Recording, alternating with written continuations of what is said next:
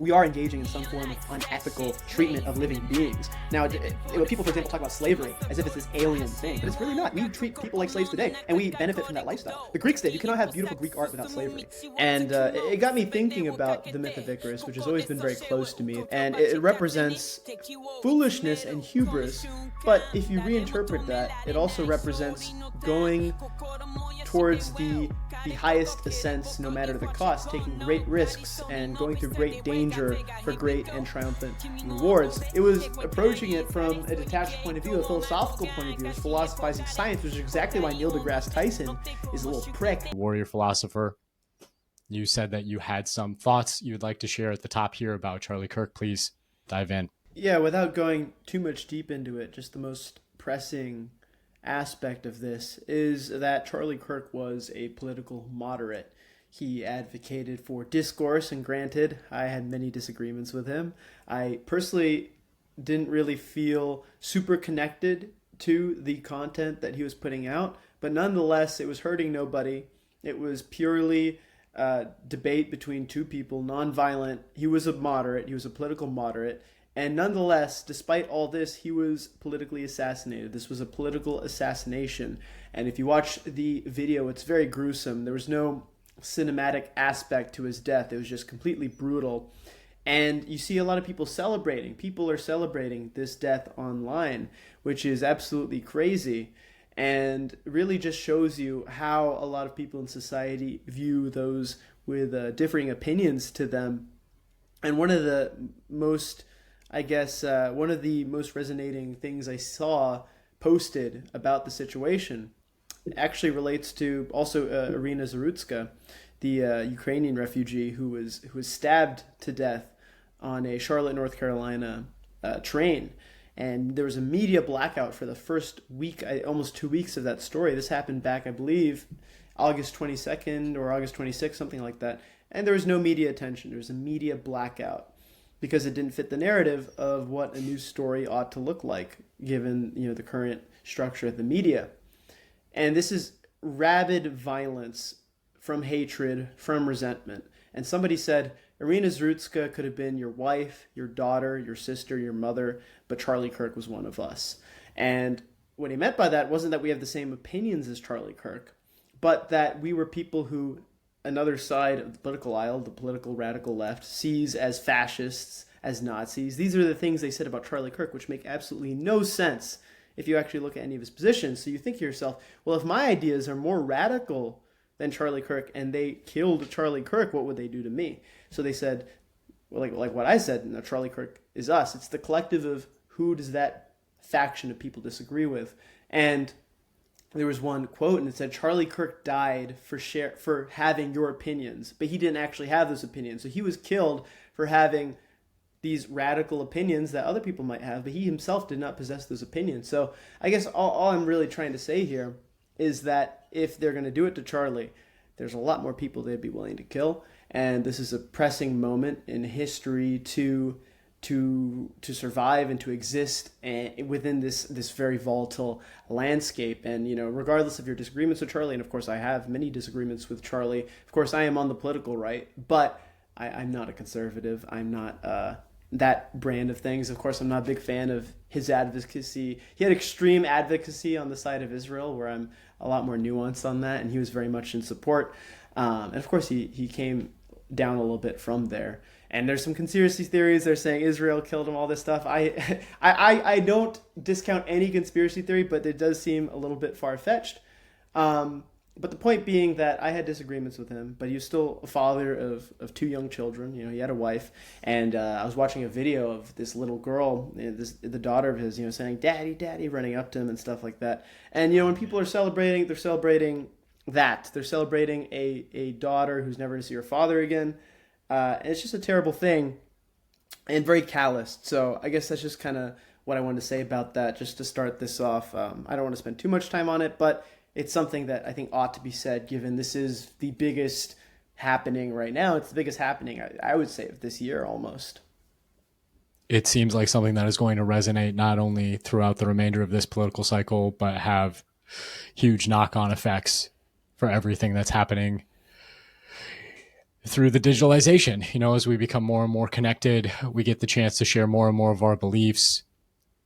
The caustic level of discourse that equates Charlie's speech actions to actual physical violence, that people could feel like it was justified for him to have been taken out in that way, is absolutely disgusting.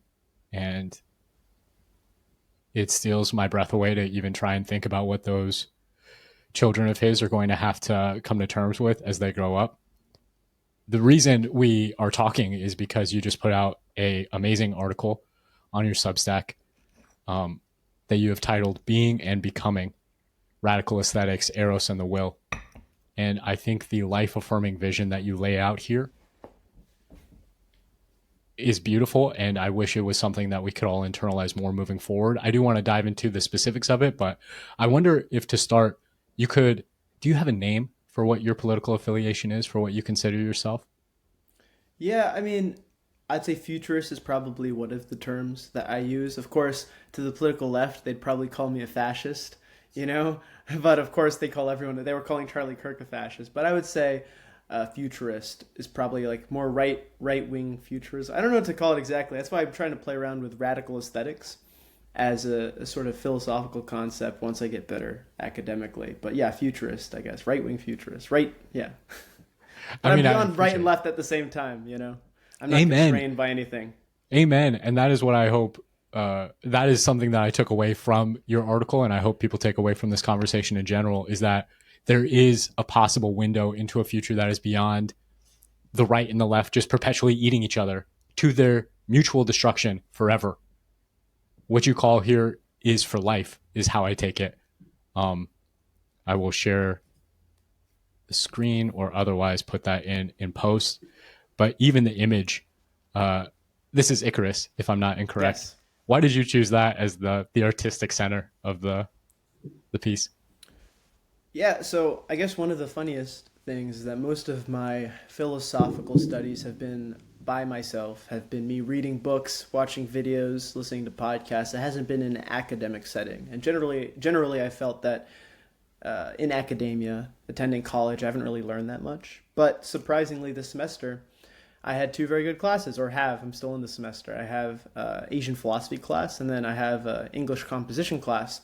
And so obviously, without going too much into the essay, a lot of the things I bring up actually come from the Asian philosophy class. But Icarus specifically, we were covering a poem by Anne Sexton. And I believe the title, it's a long title. It's like To Whom My Friends Has Come. It's essentially the title is something along the lines of like the friend of Anne Sexton had come to triumph.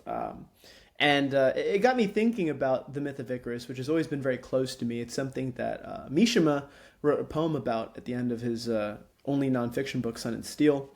And it represents foolishness and hubris, but if you reinterpret that, it also represents going towards the highest ascents no matter the cost, taking great risks and going through great danger for great and triumphant rewards. Nothing easy comes, or sorry, nothing great comes easily. Let me rephrase that. Nothing great comes easily. And Icarus was, yes, he died young. He died at the height of his beauty, in a sense, at the height of all heights that men have ever reached. And to me, what the story of Icarus represents, and this is the sort of thesis of Anne Sexton's poem, is that it's better to burn brightly even for just a moment, because at one moment Icarus saw everything. He had gone higher than any other mortal had ever done before. And in the poem, she's writing about the grandeur of that vision from such heights. And of course, he falls and he dies, but perhaps there's triumph in that. And I believe that there is triumph in that. There's triumph in daring. And there's only one line in Anne Sexton's poem that's dedicated to Daedalus, his father. And of course, it's called the myth of Icarus, not the myth of Daedalus. And it's worth noting that this particular myth, in its modern form, was written shortly before the birth of Christ by a Roman literist, Ovid. And by this time, you have the sort of post-Socratic, Platonic philosophy which tries to moralize. It more or less asserts a binary of good and evil. That's simplifying it, but more so than the Homeric times when good and evil were a lot more, let's say, dynamic. It wasn't so clear. For example, Achilles versus Hector. Hector, by all accounts of modern morality, ought to be the hero of the Iliad. He was just defending his family. He was just doing what he had to do. And yet Achilles, not Hector, is the hero of the Iliad.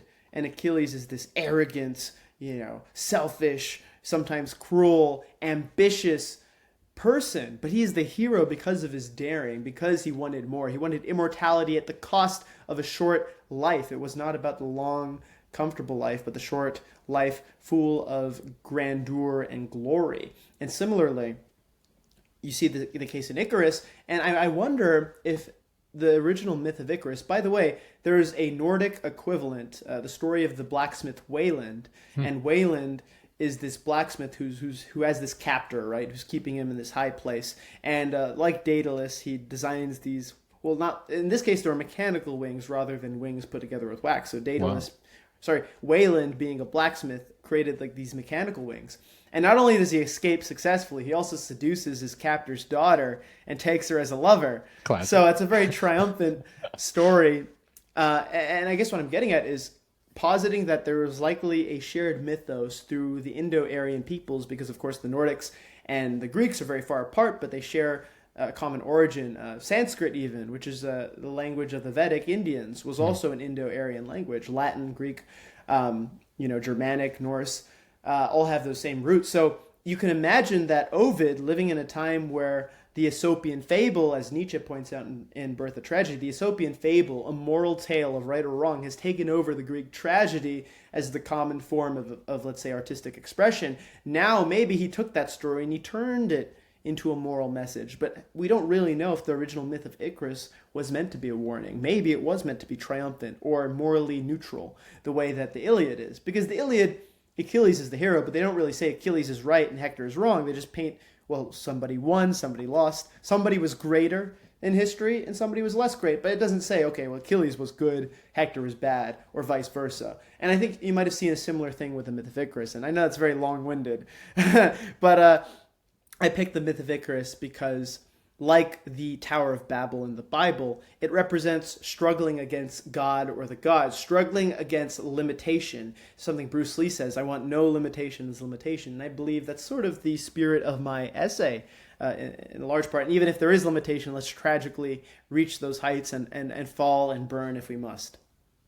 Amen. Not to spoil where I think readers should engage themselves and eventually see where you go. But my favorite line in the whole thing, and how you sum it up yourself, is not to become gods or God, but something more, something beyond. And it strikes me, again, not to dwell too much on something that I can't stop replaying in my own mind, but the people who did take out Charlie Kirk, inevitably, whatever their specific reasons for, their goal was to silence his voice and to strike fear into the voices of others. And I am sure that, like Icarus, who fell at his peak, and yet we remember him for it, the legacy that Kirk and any other people who sacrificed themselves, who splashed their own blood on the page, as you might say, for the sake of freedom, for the sake of self-expression, they live forever. There is nothing you can do. And in fact, by trying to take out their voices through physical violence, you only propel them to those highest levels. So, yeah. To briefly add to that, not to cut in, please. But there's something Alex Jones posted, and I thought of it before I saw Alex Jones posted it. But it was that line from Star Wars where Darth Vader's about to kill Obi-Wan. He's like, "If you strike me down, I will become more powerful than ever before." And in the case of Charlie Kirk, like I said, he was not that significant of a thinker. It's not like his ideas were really influential. He was mainly parroting mainstream conservative ideas. But in death, he became a martyr. In death, he became a symbol. And though I disagreed with him on a lot of things in his life, the fact that he was killed by what I would call my enemy, by somebody who also would want to kill me, we became one in a sense of identity, in opposition to those who wanted to kill us. We became one in that moment. He became one of us. So his death really is more of a testament than even his life, in a sense. And I don't want to sound crass, but in dying in such a way, you get what I'm saying? It sort of mythicizes him, because and it's funny, I've been getting into a lot of philosophies about death recently. George Bataille, who largely influenced Mishima, and of course Mishima sort of Really? immortalizes himself. Yes, I don't know if you're familiar with Bataille at all, I love but Bataille, yeah. there we go. So maybe you'll understand a lot of The my Icarus share references and all of it, more. yeah. Yeah, I just started reading that. I'm almost, well, not almost finished. I'm like halfway through the Accursed Share, but it's fascinating stuff. And this death drive that Bataille sort of talks about, and maybe we can even, some of that I guess influenced a little bit of the essay. We can even touch up on that at some point. But Mishima immortalizing himself in a non-utilitarian act, which is death, right? Of course, in the Cursed Share, Bataille posits death as the ultimate luxury because it shows the temporality of life. And of course, when something is temporal, it elevates its value. And the same can be said of Charlie Kirk. He was 31 when he died, and he had the world by the fingertips. He had a beautiful family, beautiful wife, beautiful life, and he was very successful. But in the utilitarian way, of course, you'd say it's a great tragedy that he died. But from the conception of the sacred and the sublime, his death is going to mean so much more in history than his life ever could, most likely. Of course, I don't know for sure, but I would say likely, that meant so much more. So that's something to consider as well, and I just wanted to briefly mention that. It's 100% spot on. I mean, it already shows, I think, the first glimmer of what you say right there in the climax of your piece, in that, the ultimate symbol of divinity is, in some sense, immortality. And Charlie Kirk was killed, but he is not dead. His spirit is still in all of these things. To dive into your piece specifically, you start with what I think is an amazing synthesis of some Hindu concepts and a very Christian ideal.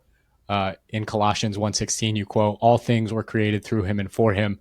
And you tie that back to the Atman, the Brahman, the self, the unity of existence. What caused you to link those two together specifically? Are there other strains and other Vedic or non-Vedic faiths that you're aware of that tie into that same identity? Or how did you come upon that as a starting point?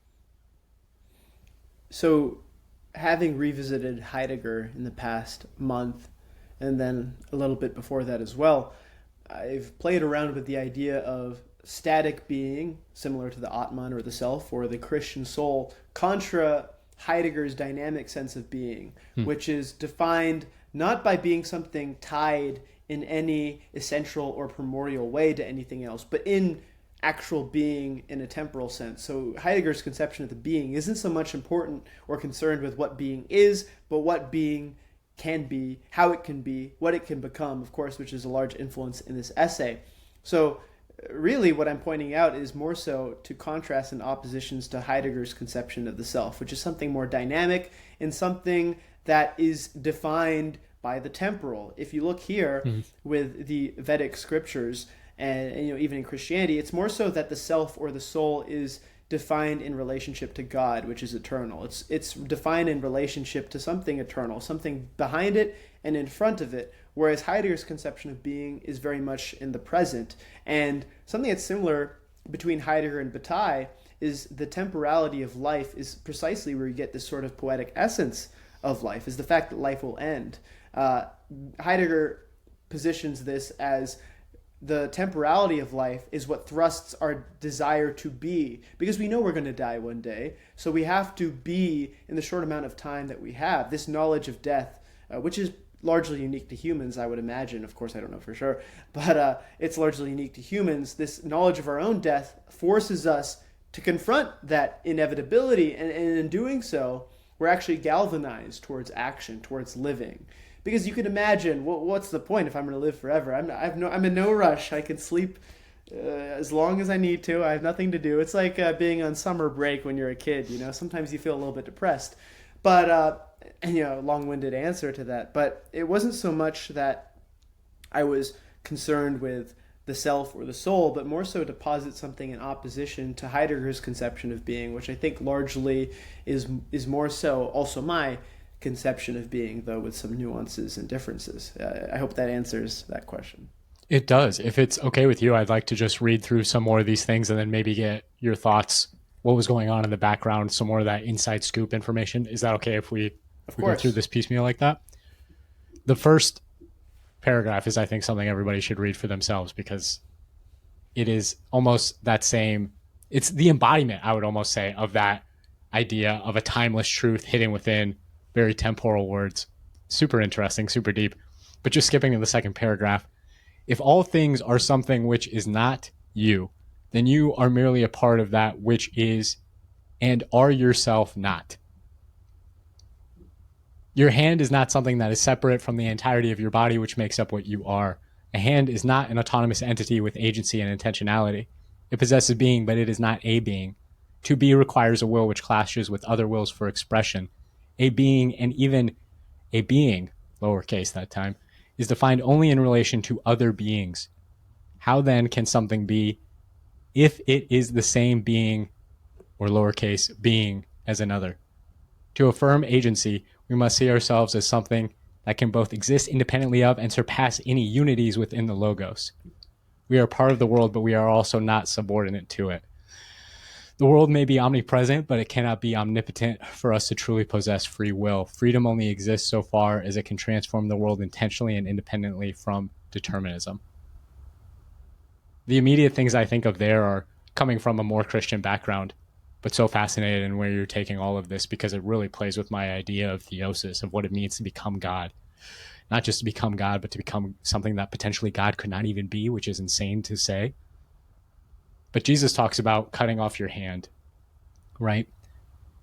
And here I hear you say something along the lines of contrasting the part with the whole and saying that the part is actually greater than the whole in some sense. And if I think of that hand idea, you know, the hand has in some sense subordinated the body. If it has contradicted its will and needs to be cut off, then it is mandating a sacrifice for the entire whole. And in that way, it has overcome the whole. Even though it might separate and die, it has, like that Icarus figure, transcended to the highest heights. And in terms of like the part versus the whole, it makes me think that the part is greater than the whole, because the part can never be separated from itself. But if the part is separated from the whole is no longer whole. Yes. And we fall into these repetitions. You know, you go through here, capital B being versus lowercase b being multiple times. There's no other way to talk about it, though. It feels like falling into a mirror in so many ways. How did you struggle through that duality here? And what are your thoughts on that paragraph more generally? Yeah, so first of all, the direct imagery that I'm trying to evoke is actually the Brahman itself, because a lot of the stories of creation with Hinduism, they talk about the Brahman as if it's a body. And they sort of talk about these parts that are being taken from the body, or not taken, but that are part of existence, different gods or whatnot. And what I was trying to get at is that if we're part of a whole that we can't surpass, then we in fact lack agency to a large degree, because even with theosis, the idea of becoming something which is sort of pre-existently determined for us, like take a level to a video game. If maybe you think there's agency in going from level 1 to level 100, but if there's level 100 and there's not just this endless culmination of levels, then you're not really free, because you only have one end state that you can come to at the end of that game. And you said something that more accurately is my position. You said, what if you could become something that God can't even become? And of course, that's largely what I'm advocating for. And something I brought up on my podcast with Dr. Jason Georgiani was my own little schizo thoughts. I think I might have even mentioned them on our first podcast together. Yeah. But it was essentially saying that if God is perfect, then God can't be anything more than perfect. If God's already perfect, then there's nothing to transcend to. Because for something to be imperfect, it can always be more. But if you're perfect, there's nothing more to become. So the limitations of God is in the definition coming from God himself or whatever of what God is. God defines what God is. God is perfect. God is the ultimate good. Then that's all God can ever be. And you said something interesting about the part, and if the part is cut from the body, if the part goes against the will of the body. And of course, maybe we could see that as the word Israel, wrestling against God, wrestling against the gods, the part of the whole, the logos, going against God himself. Lucifer was thrown down from the heavens, and I still have to read Paradise Lost But from what I hear, there's actually a lot of interesting takes on Lucifer and all these different things. But anyway, Yeah. The idea of revolution against cosmic certainties, right? And this is where later on in my essay, I don't want to jump there too fast, where I bring up the Greek conception of creation and existence and why I prefer it, because it begins with chaos rather than something preordained. And of course, the gods weren't the first kings of existence. They weren't the first lords of the universe. They were a lot later on in that evolution, which means also that the gods can be overcome. The gods can be overtaken. This is the whole point of Prometheus giving man fire and why he was punished so severely for it. So what I'm getting at here is, from what you're saying and sort of how I'm trying to describe this, is that ultimately, if you can never be more than something, if at most you can achieve theosis, I talk about this in the essay as well, if at most you can go to heaven, if at most you can return to Brahman, the Atman, you can realize the Atman, what's the point? And remind me later, bring up Buddhism in contention to this, but I don't want to go in too much about this because there's a lot of ideas to go from there. There's a ton. And I love that you are not afraid to unite all these different religious perspectives. It makes me think also of a culture that was adjacent to the Greeks, and that was the Babylonians, who conceptualized the world as being made out of the desiccated corpse of Tiamat, their mother, monstrous goddess, who was also mentioned in Genesis. Like if you read it literally in the Hebrew, it references her as the waters, I think, or the void that gets divided. It just seems like everything is coming to one point, and to shy away from that fact, to shy away from bringing all this religious perspectives together and see beyond them, see through them, see with them to a destiny that is perhaps greater than any of the major religious traditions have vocalized. Like that sounds to me like true futurism. That sounds to me like, well, what's your, I don't want to stray too far from your article. So if you don't have any direct thoughts on this, we can just skip past it. But it almost seems to me like the story of the 1920s, the story of the scientific revolution itself, was a story of man coming to realize that we would actually be the dominant force in our universe to some degree. Like really internalizing what it meant from the Christian perspective to be made in the image of God. That meant we were destined for something that sounds like blasphemy if you even say it out loud. Sure. And that the entire story of the 20th century was us shrinking away from that and the conflict within ourselves. Like, why have we seen so much scientific stagnation? It's because we like looked into the void and the void looked back at us and it was us from the future kind of thing. That makes sense. But it's just, I love what you say here about chaos. I skipped down to it as you were referencing it. The truth is fragile, lying in wait. Perhaps it is not hiding at all. Perhaps it exists like fire in your heart, waiting for you to paint its name onto the cosmos in blood. Is it possible that the world that man is meant to dominate, as mentioned in Genesis, to fill and to dominate, is not just the earth, but is in fact the entire planet? So, in relation to what you just said, I don't know so much if the reason why we haven't continued to have major scientific innovations, I don't know if it's necessarily because we looked into the void and you sort of trembled at it. Largely, I think it's a lack of strife, which I sort of go into the essay. I think it's a lack of, for example, it goes back to Heidegger, and this will also sort of touch up on the other thing you said. Heidegger's conception of technology and its essential drive of technology. Should humanity lose mastery over technology, here's what's going to happen. And we're going to lead to things like Gestel in framing. We're going to lead to things like Bestand, standing reserve. And what this means is you start to view life completely from a utilitarian perspective. And I don't mean utilitarian necessarily as everyone needs to be happy or whatever, but more so where you break down life to its formulas. You break down life to exactly the resultant properties of specific action. So, for example, one example that I would say, antidepressants, right? You're literally finding these chemical compounds that are going to make you feel better. Or something like pornography, right? You're thinking, okay, these specific signals, portrayed on a screen are going to get you to have an orgasm or whatever. Life doesn't become about the processes attached to these fixes or end states. It just becomes about the end state. And when it becomes just about the end state, you don't seek new end states. Because let's say, for example, you could find the perfect equilibrium, comfort level in humans, kind of like with your AC at home. You find it just right. Like, okay, 68, nice. If you could do that, well, then what's the point to do anything? And of course, Heidegger, on the question concerning technology, and I feel like I mentioned this recently. I think I mentioned it in my last podcast as well. But the scary thing isn't so much that we're going to be replaced by general intelligence or Skynet Terminators or the Matrix machines. God, I said this word for word last week. I have no originality. Repetition breeds excellence. Yeah, exactly. But it's not so much that that's scary. What's more scary is that we're going to create an iron prison ourselves through things like pornography, virtual reality, simulations like in Promethean dreams. And then we're going to be stuck in that. We're not going to want to advance anymore because, there we go.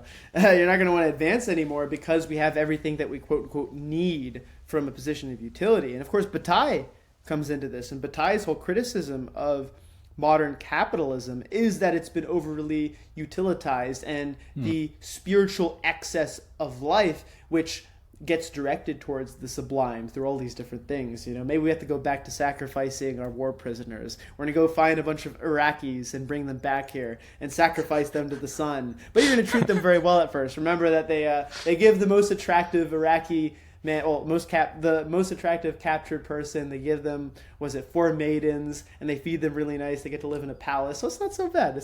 I like that. Sacrifice me to the sun god. Jesus Christ, I become something greater in my death. But in all seriousness, what Heidegger is saying here is that if man is overly dominant, you're also overly utilitizing. Mystery has a purpose, and the purpose of mystery is that if you know for sure a single destination, then you can get there really quick with technology. It's all, like I said in the essay, technology, science, all these different things, utility. It gives us the is and the how, but it does not give us the why or the what. Well, what are we working towards, right? And you precisely said we don't have that many great scientific innovations today, and I believe in that, and I know in the essay I wrote that the space race, for instance, that was a search for the sublime. That was a struggle for the sublime. The space race did not have a functional utility. It was a great drain of resources for absolutely no utilitarian reason. But we did it as a moral victory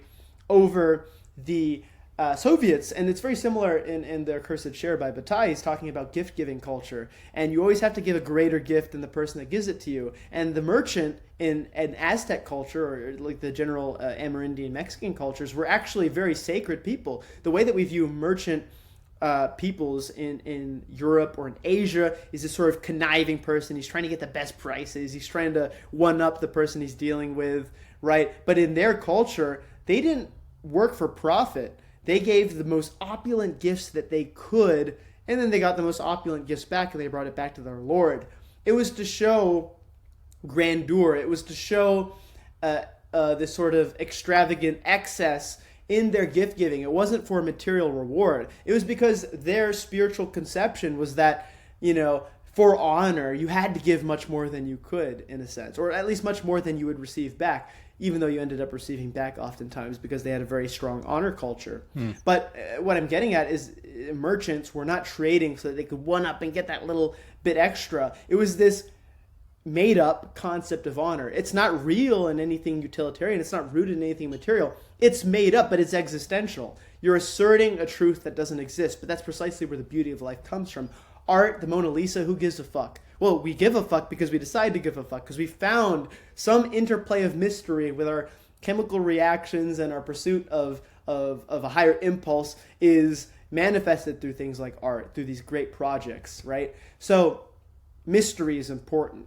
Not knowing where you're going is important. And of course, I read about seduction, and Bataille wrote about eroticism. All these different things are about processes, and that there's beauty in the processes. There's beauty in both struggle and pleasure. There's beauty both in the intercourse and the orgasm. It's not just about the orgasm, but utilitarianism sort of, to some level, kind of constrains it to the fix. Because if you know exactly how to satisfy a specific urge or a specific want, this existential want, you can do it. And that's why we're so numb now, because we're trying to numb our existential wanting with, these very formulaic equations to satisfy the material desires. But man is never satisfied. And this is something Bataille touches on. This is something all these people who are criticizing the new hyper-capitalist liberal world order, fuck Francis Fukuyama bullshit. Like, no, fuck Marx as well. Because we're not going to be happy. We're not going to be happy just having, right? But it takes sex, for instance. I know I'm droning on a little bit, but take sex. Drone. One thing you'll never truly get rid of through utility is the sexual marketplace. Because it's fundamentally not utilitarian. Christianity came very close to doing it, because through monogamy, largely the male and female population is about 50-50, right? Roughly. So, generally you were able to pair everybody up, generally. Now, without forcing people to get together, right? Generally, there's going to be a disproportionate amount of men or women, generally men, that get more action than the rest of men because of that inequality, because women want them. You can't force people to sexually want somebody else. You can kind of do it through Christianity and monogamy, but, in this Marxian perspective, and Marx, of course, said religion was the opiate of the masses, once you get to that point of equality in Marxism, what's going to happen about sex? You're going to have all these incels. They're going to be angry, like, these chads, they're having so much sex. I'm this little guy, I'm this little chud, and I can't get laid. And then they're going to start a revolution, you're going to get fascism, right? The point is, you can't force people to get away from the sublime. Sex is part of that. Eroticism is part of that. You can't just force people to be utilitarians about sex. Certain people are going to have more sex than other people, and that's going to drive history. And so Marx was fucking retarded, because he didn't realize that you couldn't just force, free love, whatever. Free love is very unequal. Yeah. You think that everyone gets laid in free love? Fuck no. So inequality is essential to life, and you're never going to get rid of that. And that inequality is represented in the sublime, in excess, in the existential, in that which has no real purpose or real explanation. And it's not to say that we have to... Another thing I'm criticizing is asceticism, where you have to explain the mysteries in some way. And of course, that's why I'm critical of things like Christianity or Hinduism. They have a means of explaining the mysterious, the unexplained. But also, this is where Heidegger and Nietzsche and all these guys come in, that we should not try overly to diagnose what reality is and have to explain it. We don't have to explain it. This is something Buddhism also does very well. The Buddha... there's a very good passage in the early Buddhist discourses where he's talking about this guy, there's this character. He has a poison arrow in him. And he says, before I take the poison arrow out, I must find out who shot me with the poison arrow. And I must find out who made this arrow. I must find out who made the bow that shot the arrow. I must find out where he works, where he comes from. And the Buddha was like, why don't you just take the poison arrow out? Shouldn't you focus on that first? So that's sort of this Nietzschean and Heideggerian skepticism, is we should look more in the temporal in regards to these things, not to fall in this reductionist camp, and also not to fall in this aesthetic camp, right? You don't have to explain everything, but you also don't have to explain everything. This is two things, same thing. Material explanation, aesthetic explanation for trying to explain existence. There's a middle path, and that middle path is engaging with the world through Dasein, through being in such a way that the mysterious is beautiful. You try to find out to the best of your abilities what the mysterious is through things like technology, but you don't have to say how it exactly is. And this is why modern science and positivist science is also retarded, because they have to have a theory for everything. My physics has to be correct. Okay, Sir Isaac Newton was correct, but he was incomplete in his theories. And of course, that's where a lot of these people that come after him have to sort of build upon the works that he did. Nothing is complete. Nothing is going to explain everything. These are just our current explanations, and they're constantly evolving. And this is the whole thing with Techne. Techne reveals reality over time. But you can neither over-diagnose reality as a materialist and try to say, okay, what it is now is exactly what it is. And you also can't be like the ascetic and say, actually, it's this thing, and you'll never get past this thing behind us. And I know I went really long-winded, and I apologize, but... Don't apologize. That's what I want you here for. All these thoughts are just so in the moment, and it feels like living through exactly what you are describing. As you brought up briefly your book Promethean Dreams, and I do want to plug that here again because it fulfills this narrative need we have where, correct me if my summary here is wrong, but where the main character has to confront the inconsistencies in his experience in order to come to terms with his own decisions in a way that directly confronts the technologies that we are going to have to include in our decisions in the near future. Yeah, I had a ton of thoughts there, but I just want to get back into the article because you talk about some of this directly, and your words would be better than mine here. Of course, it's very well possible that the world is determined, but between a predetermined and undetermined world, only the knowledge of the world being undetermined would make a difference in how you engage with it. If the world is predetermined, then I was predetermined to believe it wasn't, so it makes no difference whether or not I'm wrong. The best one can hope for as a Hindu is to return to the Brahman and attain the true self. It is true, the body is perishable, but within dwells the imperishable self. This body is subject to pleasure and pain. No one who identifies with the body can escape from pleasure and pain, but those who know they are not the body pass beyond pleasure and pain to live in abiding joy. Amen.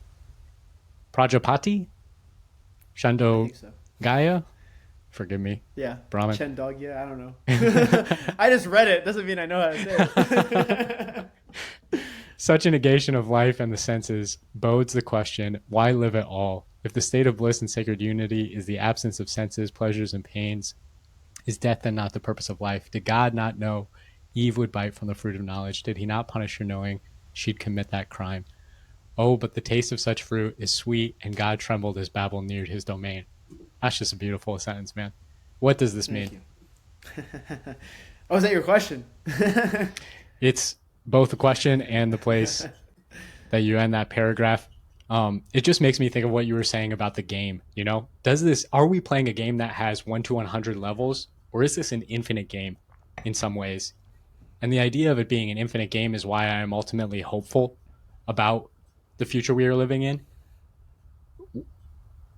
Just to kind of divert here, how hopeful are you about the future? Do you see us going towards that left or right path, or how do we find that middle way more concretely?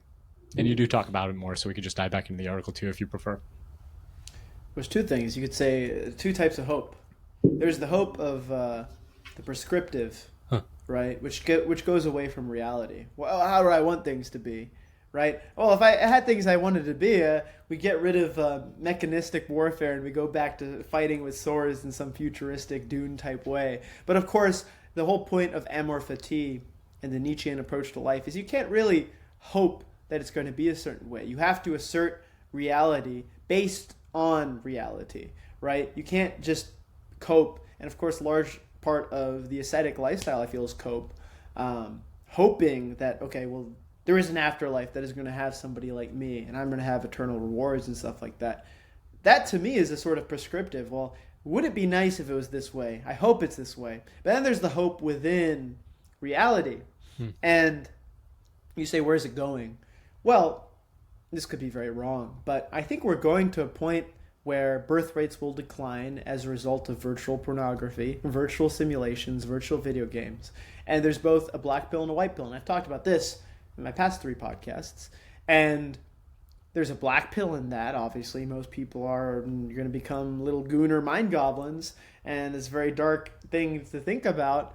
But the white pill there is if you are one of the few people that can resist this and survive into the post-human era, you're going to be one of, a very small amount of people. You could very easily see the worldwide population going down to the millions. Not even the 100 millions, but like the tens of millions or even the millions. Because what is going to be the point of life when somebody can live a much better life within the simulation? If you can resist the simulation, and maybe there's no good reason to resist the simulation. Hey, if it's just as real life, why not? But I do believe that ultimately, as we talked in our last podcast, reality is reality, at least so far as you believe it's reality. Whatever you believe is reality is the reality that you must confront. That's just sort of it's almost like a Pascalian wager. Instead of a Pascal's wager towards God, it's Pascal's wager towards agency. where, like I said, the world might be predetermined, but I believe it's predetermined. Or I believe it's, sorry, the world might be predetermined, but I don't believe it's predetermined. But then, even if it is predetermined, I was determined to think that way. And you could apply that to reality. Maybe we're already living in the simulation. Maybe I'm actually in my perfect simulation right now. This is exactly how my perfect simulation was meant to play out. And I'm actually this fat, 300-pound, 5'4" chud inside of a little fucking glass box somewhere being gawked at by other fat chuds. No, I'm kidding. But maybe this is my perfect life. But the fact is, I'm already too deep now. So this is the reality that I perceive. So this is the reality I must dialogue and engage with. So, sort of what I'm talking about here as well is this sort of denial of life that you get with Hinduism, because it's sort of a cope in a sense. It's saying, well, shit, there's something wrong with this life, so I'm going to posit a better life, a life without pleasure and pain and all these things. And the simulation is also like a sort of heaven. It also is a sort of cope. I mean, I could very easily see simulations getting to the point where people within their perception are immortal, because you could slow down time within these simulations. Yeah. So slow, kind of like dream state, where they have an immortal life by the way that they perceive it. But then in the real world, life's going the normal speed. Who knows? This is all very conceptual. I don't fucking know.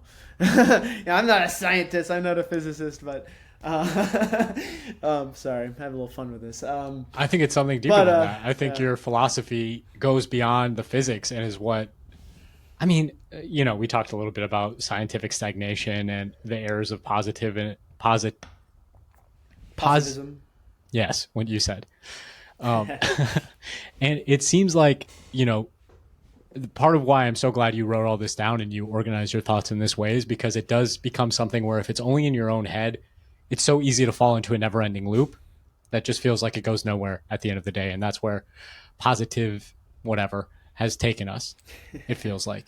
But it reminds me of the start of your piece, which again is this artistic framing of Icarus, where even if we are in a simulation now, you are living and the middle path is itself a way to strain so hard and so fiercely and with such passion that you could peek beyond the simulation. Have you seen the Animatrix?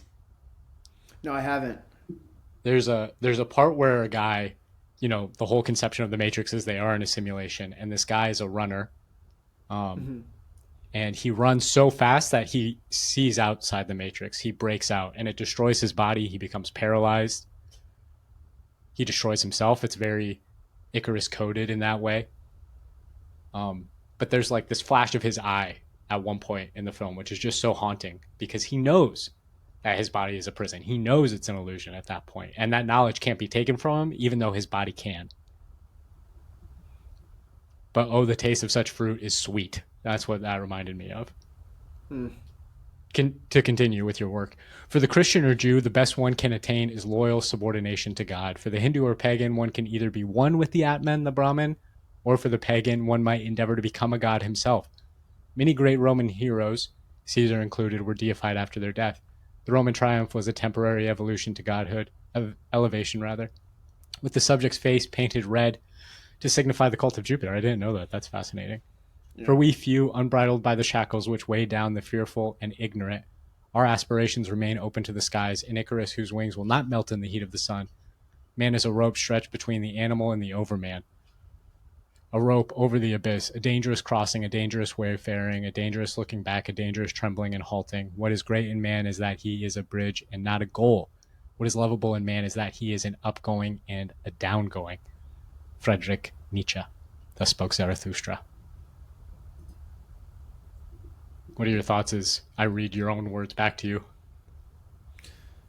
So, what I'm talking about here is it's more so to contrast paradise in other people's eyes. For example, a lot of people view paradise as heaven. For the Hindu, it's return. For the pagan, even, it's become a god, to become one of the gods. And I'm saying I reject all of these. I would prefer none of these, even if it is at the risk of me having nothing. Even if it's at the risk of me dying and there being nothing afterwards, I would rather open myself up to a limitless becoming with no specific ends. You might believe the ends of heaven or of becoming a god or going to Valhalla even, something even more vitalistic and life-affirming, something like the Nordic faith, probably the most life-affirming faith. Even that I reject. Even though I, of course, view it better. I view Valhalla better than heaven. But even then, I'm like, well, that's a specific ends that I must conform to. Why not open up the skies infinitely to any ends? That's the whole point of becoming. And when Nietzsche talks about eternal recurrence, I don't think it should be taken literally. So eternal recurrence literally is that existence is this loop of things that goes on over and over and over again, and we're doomed to relive these exact moments. It's almost like the myth of Sisyphus in a sense. Maybe that's where Camus gets it. I don't know. But, I don't really think Nietzsche meant for eternal recurrence to be taken literally. I think more so what Nietzsche meant with eternal recurrence was not that existence is a circle, but that existence is either a line or a line segment. Of course, a line segment, if I remember my early math correctly, it's a single point that's defined, but then the point out of which comes from is undefined. It just goes on, that fucking array forever. And I think a line goes both ways. Anyway, it might be a line too. But if everything's infinite, those lines are never going to touch again. Rather than a circle, of course, where a circle is also infinite. But then when Einstein's sort of talking about the universe being finite but infinite at the same time, it's like a sphere, right? There's infinite points within a circle or a sphere, but then it's constrained within this thing, whatever. But what I'm getting at here is the concept of eternal recurrence. And again, maybe Nietzsche meant for it to be taken literally, but I don't think so. And what I would posit is how we should interpret it is that there is no destination, that there is just an evolution of being, of flux, of existence, and that there's no prerequisite destination that we must reach. That's how I would wager, at least the best way to interpret it, I think. But, that paragraph is illustrating that, no, I reject paradise as well. I reject something like heaven. I mean, I'm not trying to sound crass because many of my friends are Christians, obviously, so I'm not disrespectful towards that, but of course, I myself am not a Christian. To me, it's like, why would I want to be the same as everybody else? To me, the same rewards means like no reward to me. I believe that there's a pathos of differentiation that posits value, and that sort of comes from a place of inequality. Things are dialectics, things are spectrums. There's a spectrum of ugly to beautiful. There's also the dialectic of ugliness and beauty sort of synthesizing into something new. And any sort of paradise that is predetermined, and it's going to be this way. Like I said, Valhalla is a little bit better because they all fight and they die and then they're reborn. That's kind of eternal recurrence. Yeah, Valhalla is like eternal recurrence. But Warrior Code. It's better, but it's still a utilitarian in the sense that everything is formulated within a specific limitation, even if it is the sphere or the circle. There's something within. And I say I reject those paradises. I would like that if there were a paradise, I will seek it on my own terms. I will assert it myself, even at the expense of asserting a hell, even at the expense of falling to the waves and crashing into a million pieces like Icarus did, even if at the expense of me reaching the depths of Tartarus and never being able to come back up. It's better to risk everything for everything than to risk nothing for even like something really great. Like heaven is I'm going to be perfectly happy there. Sound familiar to the simulation a little bit? Sound familiar to all these utilitarian things that we're coming up with, to come up with a perfect life through technology? And this is, again, my great critique is I'm saying, well, asceticism and extreme hedonism or materialism and reductionism to me are the same because they constrain being to something static. And this is exactly what Heidegger's asserting in his philosophy. And I say, let's view being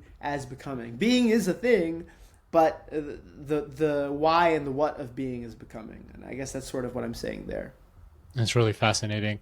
The allusion to eternal recurrence makes me think of the William Blake poem, which I don't know, but I had to look up. which I think William Blake also did some illustrations for Paradise Lost. So it's interesting that there's a connection there. But it's auguries of innocence, and it begins to see the world in a grain of sand and a heaven in a wild flower, hold infinity in the palm of your hand and eternity in an hour. And it just makes me think that even if, let's say, Nietzsche was being literal about the idea of eternal recurrence, even within a singular lifespan, like you were talking about, there's a potential infinite number of ways that you could view that life. That there's an infinite number of stories within any finite period of time. And if you are so sunk into the idea of a new world, which I think most Christians mean when they say heaven, they imagine God kind of magically snapping his fingers, almost through witchcraft. Honestly, if you take them seriously about how it's going to play out, like Jesus is going to appear in the sky like a demon almost and like just zap the world into perfection somehow, completely erasing our free will. That doesn't sound like heaven, yeah. But there's like this this contra vision of where we are all living perhaps eternally on earth, perhaps eternally within our own skin, but constantly improving the world somehow is like the highest form of transcendence. I don't know if that followed or if you take issue with anything I said there. I can comment briefly. It sort of makes me think about Buddhism. So Buddhism has the same diagnostic essentially as Nietzsche or as Heidegger, where the Buddha views existence as causalities. So he believes in the 5 aggregates. So for example, the first aggregate is like an object or thing, and then I think it goes to like the body, and from the body you have senses, and from the senses you have thought, and then consciousness. I got to study up. Actually, I have a test tomorrow on this, so I got to like study up again. God bless. After this, but the 5 aggregates is essentially what begins with the base material and what ends up with consciousness. So it's a causality. It's not believing that our soul or our existence comes from like the Brahman, because of course Buddhism has to be viewed in contention to Hinduism. Now, Giorgiani, this is just a tidbit, he actually asserts that the Buddha came from Iran, and that the Buddha is the same person as, I believe it was either Zhuangzi or Lao Tzu for Taoism. But he asserts that, which, I'm not sure, I'd have to do some studying, but that's what he says. That's fascinating, so, yeah. So if that's true, then the Buddha is dialoguing with Zoroastrianism, so it changes things. But let's take the commonly accepted historical thing, and I'm not saying that this is it has to be true, but this is what I'm operating under. I'm not so I'm a scared little chud. I have to believe what I'm told in the history textbooks. Also, by the way, I keep using the word chud because Uber Boyo had this hilarious clip from one of his videos. Yeah, he had this hilarious clips where he was talking about God telling the early Israelites to destroy Jericho. He's like, "You're my little chud. You're going to go and destroy the city of Jericho." I fucking love it. It's so funny. So now I'm just saying chud all the time. So I just want to, I'm stealing that from him. But shout out. Yeah. But anyway, where was I going with this? You're talking about Buddha being Lao Tzu, but yes. Yeah. Yeah. So I'm not going to say that's wrong, but I am a scared little chud, so I'm going to go with the historically, largely agreed upon thing. But of course, history could have been rewritten really crazily. I believe in that. But let's take this. So, in opposition to Hinduism, where the self or being comes from something eternal and primordial and transcendent, Buddhism is actually, in its ontology, almost very materialistic, or at least phenomenological, let's say that. Not materialistic, phenomenological. You could view the Buddhist as the first phenomenologist, where the actual experience of reality and the idea of the spirit and of the body, whatever, there's no real duality. It's rejecting a duality. So in Buddhism, they have the concept of anatta, no self. So where you have Atman, the self, there's no self in Buddhism. There's no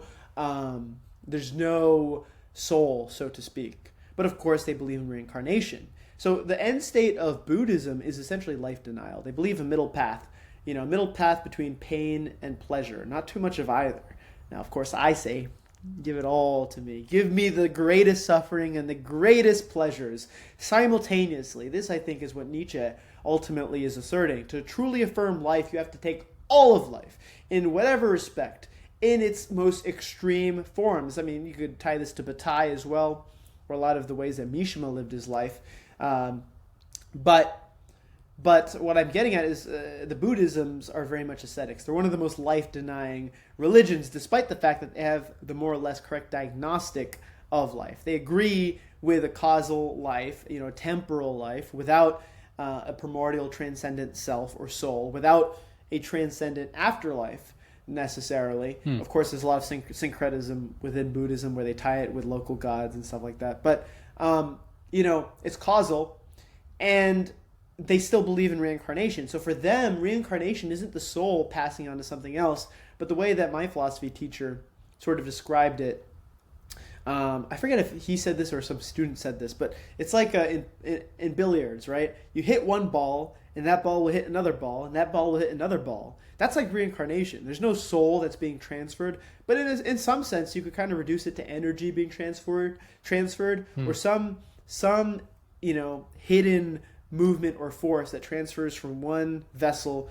to another. This is kind of the Buddhist. What the heck is flashing here? Oh, I can't move that, unfortunately. You're good. I didn't notice it. I'm getting distracted. ADHD. I know, ADD. Anyway. It's the simulation trying to pull you up. That's right. The Matrix. Where was I? So the billiard ball is souls connecting each other.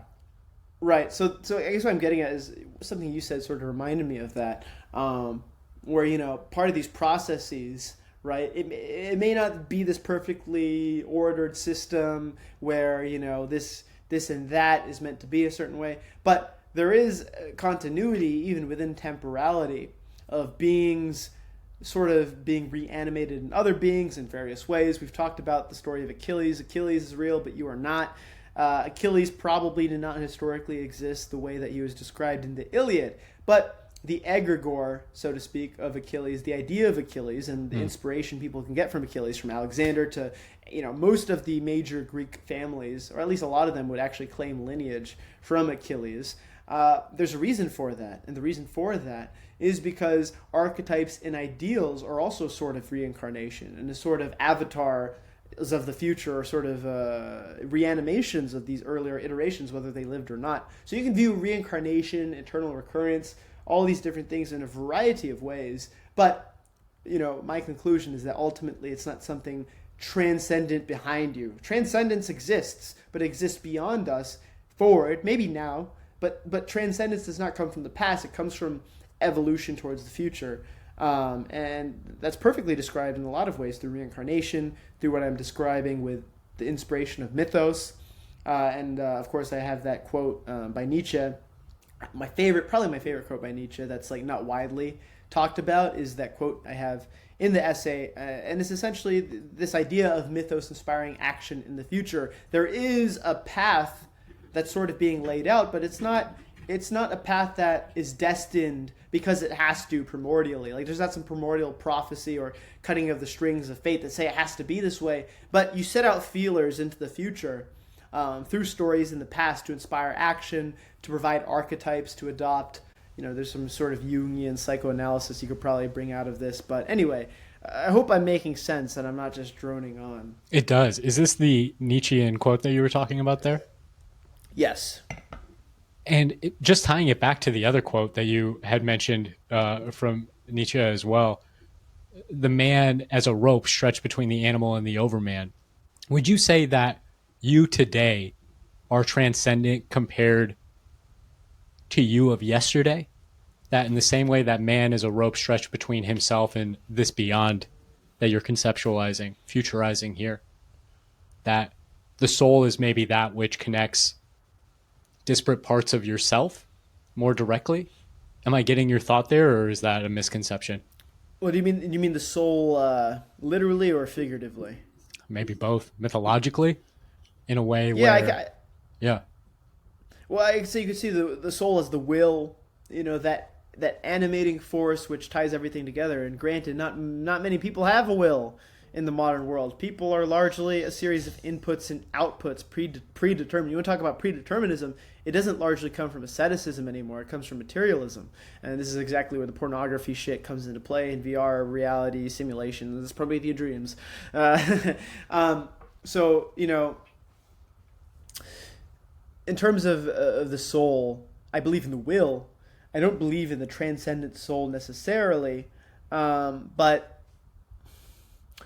yeah, I don't know if I'm answering your question correctly I don't know if there or is a correct properly. answer. It's something, I mean, I can't even really put it into words myself, but let me just go and read this quote that you reference from Human All Too Human. Yes. And I'm not sure what he's referencing here, so if you could fill Good. me in Me on the neither. background on I that don't too. know. Unbelief in It the, sounds cool. it does sound cool. I think. All right, if I had to guess, just to throw out a random guess, momentum are perennius. I think it's so unbelief in the movement of time destined by the past, because it's called momentum, movement, and perennius sounds like perennial. Are could be from, so maybe it's like movement from the perennial, so like movement from the past, which is destining the future. That's my guess. But don't take me up on that. This is just me attempting. This is the truth I assert. This is what it means, guys. Amen. I'm the ultimate chud. Will to power, baby. This is level 100 for the chud. But That's right. no, just because I have the benefit of Google here too. It's a Latin phrase meaning more lasting than bronze, which I think is saying the exact same thing that you were, is that if we Yeah. take a bronze statue as that which lasts, that which he is talking about here is even more impactful than that which is crafted from our own mythologies, the own mythologies that we craft. So there is something Well, transcendent there. But unbelief in the momentium aer perennius, an actual drawback which accompanies the cessation of metaphysical views, lies in the fact that the individual looks upon his short span of life too exclusively and receives no stronger incentives to build durable institutions intended to last for centuries. He himself wishes to pluck the fruit from the tree which he plants, and therefore he no longer plants those trees which require regular care for centuries, which are destined to afford shade to a long series of generations. For metaphysical views furnish the belief that in them the last conclusive foundation has been given up, upon which henceforth all the future of mankind is compelled to settle down and establish itself. The individual furthers his salvation when, for instance, he founds a church or convent. He thinks it will be reckoned to him and recompensed to him in the eternal life of the soul. It is work for the soul's eternal salvation. Can science also arouse such faith in its results? I mean, I think this describes exactly what is sick about parts of the left. This idea that we have the conclusive final answers that have been scientifically verified. And now if you don't buy into those, you are denying science itself. It's Are you familiar with the mouse utopia experiments? yeah. Yeah. Part of what I take issue with those experiments is that they seem to try and say that the mouse utopia always ends in like this cannibalistic, parasitic, destructive cycle, and then they project that onto mankind. But what they don't reckon with is the fact that the mouse habitat was never itself expanded, that the mice were always kept in that same box, that there was never any place for them to go, never any sense of adventure, never any Yeah. further triumph as soon as they had filled those borders. And that is obviously not the universe we live in. We live amongst infinite stars, basically. We potentially live in a freaking multiverse. Maybe this is level Yeah. 1 of the simulation. Like Let me comparing in. us to that. Or let me out, I should say. Let me Or out. Let me out of the. Let me go to the other places. Let me go find like. I bet there's like a hot Patrick woman version in some multiverse. No, that's Is weird. that your Now people are soulmate? gonna That's think- what you're going for? That's kind of weird. That's like incest, isn't it? I don't know. I don't know. Now people are gonna call me like a tranny. I'm not saying that, guys. Relax. I was making a joke. Okay, come on. No, but like the Rick and Morty thing where there's like Yeah. a bunch of multiverses. That'd be so sick. But How do we know that that's not actual? How do we have any proof that that's not reality itself? well, I think it's 100% true that we're not the true reality, as we talked about in the last podcast. But the multiverse theory is a little bit different. Yeah. So there absolutely is a multiverse in the sense that we're not the one universe, but the question is there a multiverse existing parallel to us, or is it a hierarchy of like one simulation to another, which is probably more likely, but the multiverse theory could also exist within that hierarchy. Anyway, Mouse Utopia. One thing I'll say about that is, first of all, you're correct. there was nowhere to expand. And you sort of see this today because space travel still hasn't reached that point where it's like seamless. It's not like we're not even at the point of the Vikings that actually went to North America. We're not even at that point. We're not even at the point of a trireme. You could imagine that the ancient Greeks, if they sent out like 1,000 ships somehow, that maybe they would have reached the New World. Probably most of them would have collapsed and fell. But you can imagine that maybe they could have done it. We're not even at that stage yet. We're at the stage where essentially you're like in mainland Europe and you've sent out the first few boats to England. That's the point we're at. We've only been in the moon. So we're still at a very early stage in that. So you do sort of see the Mouse Utopia to some degree taking place because we haven't had our cage expanded, so to speak, seamlessly. Yeah. But on top of that as well, another problem I would say I have with the Mouse Utopia is that dystopia is not going to appear brutal, cannibalistic, and it's not going to look like The Road. I've talked about this on a podcast, I think, with Lance Legion before. It's not going to look like The Road. It's going to look like Promethean Dreams. It's going to look like Las Vegas. And I use the direct analogy to casino at some point in the essay. But what Nietzsche's talking about here is exactly what I'm alluding to in Promethean Dreams in regards to future simulations, in regards to how we live life. Without a purpose to work towards or an ethic to fulfill or prophecies to fulfill. I believe in prophecy. That's my religion. My religion is prophecy. I'm going to throw out like a fishing rod of prophecy, and my little chud children and my chud children's children and their chud children's children are going to be seeking that prophecy. And you know what? They might want to change the prophecy a little bit. Not too much. We're not deconstructivists here. I'm not down with the leftist deconstructivism, so don't change it too much. There's certain forms that are eternal. Beauty, power. Now there's subjectiveness within those forms, but they still have a general construction. This is something Giorgiani talks about as well. So deconstruction is wrong. It's monumental. We're of the monumental view of history, where there are certain forms that are very wide, and there's a lot of subjectiveness within those forms, but there's still a general form of what power is, what beauty is, so on and so forth.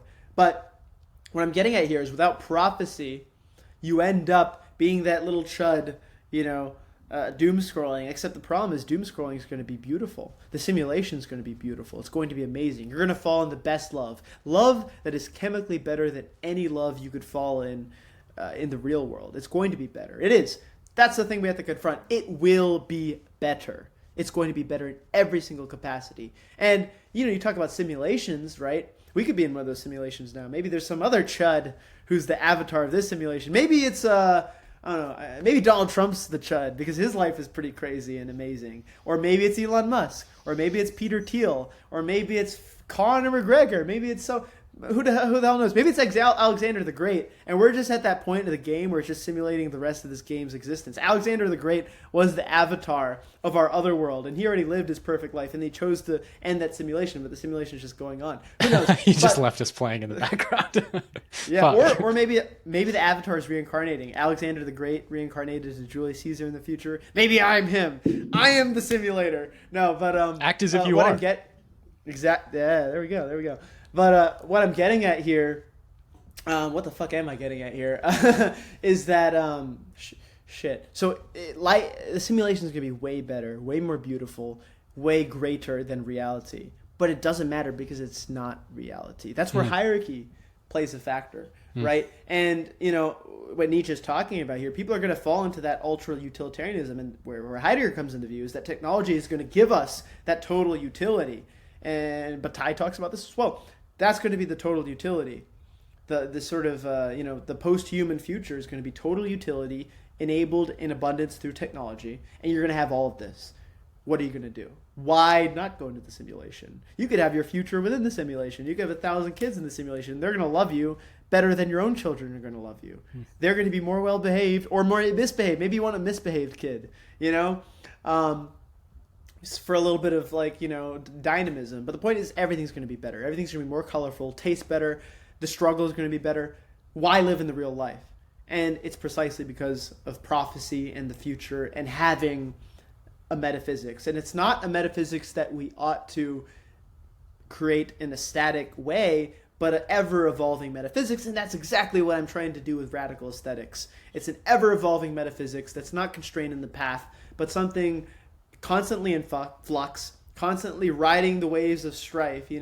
Julius Evola talks about riding the Kali Yuga. It's a little bit different, but I kind of like that idea. We're surfing the Kali Yuga. Yeah, 69 in the Kali Yuga. Yeah, except the Kali Yuga is not going to return. We're just going forward, for better or for worse. Amen. There is no return to a golden age. We have to create that golden age. So, Amen. Prophecy, future, boom, bang. Sounds prophetic if I've ever heard it. There was a earlier discrepancy that I couldn't work out from what you were saying. And it's this idea of, there being a middle path between aestheticism and lasciviousness. I don't know what word is better there. Overindulgence versus underindulgence. And you talked about how the middle path is potentially the way through.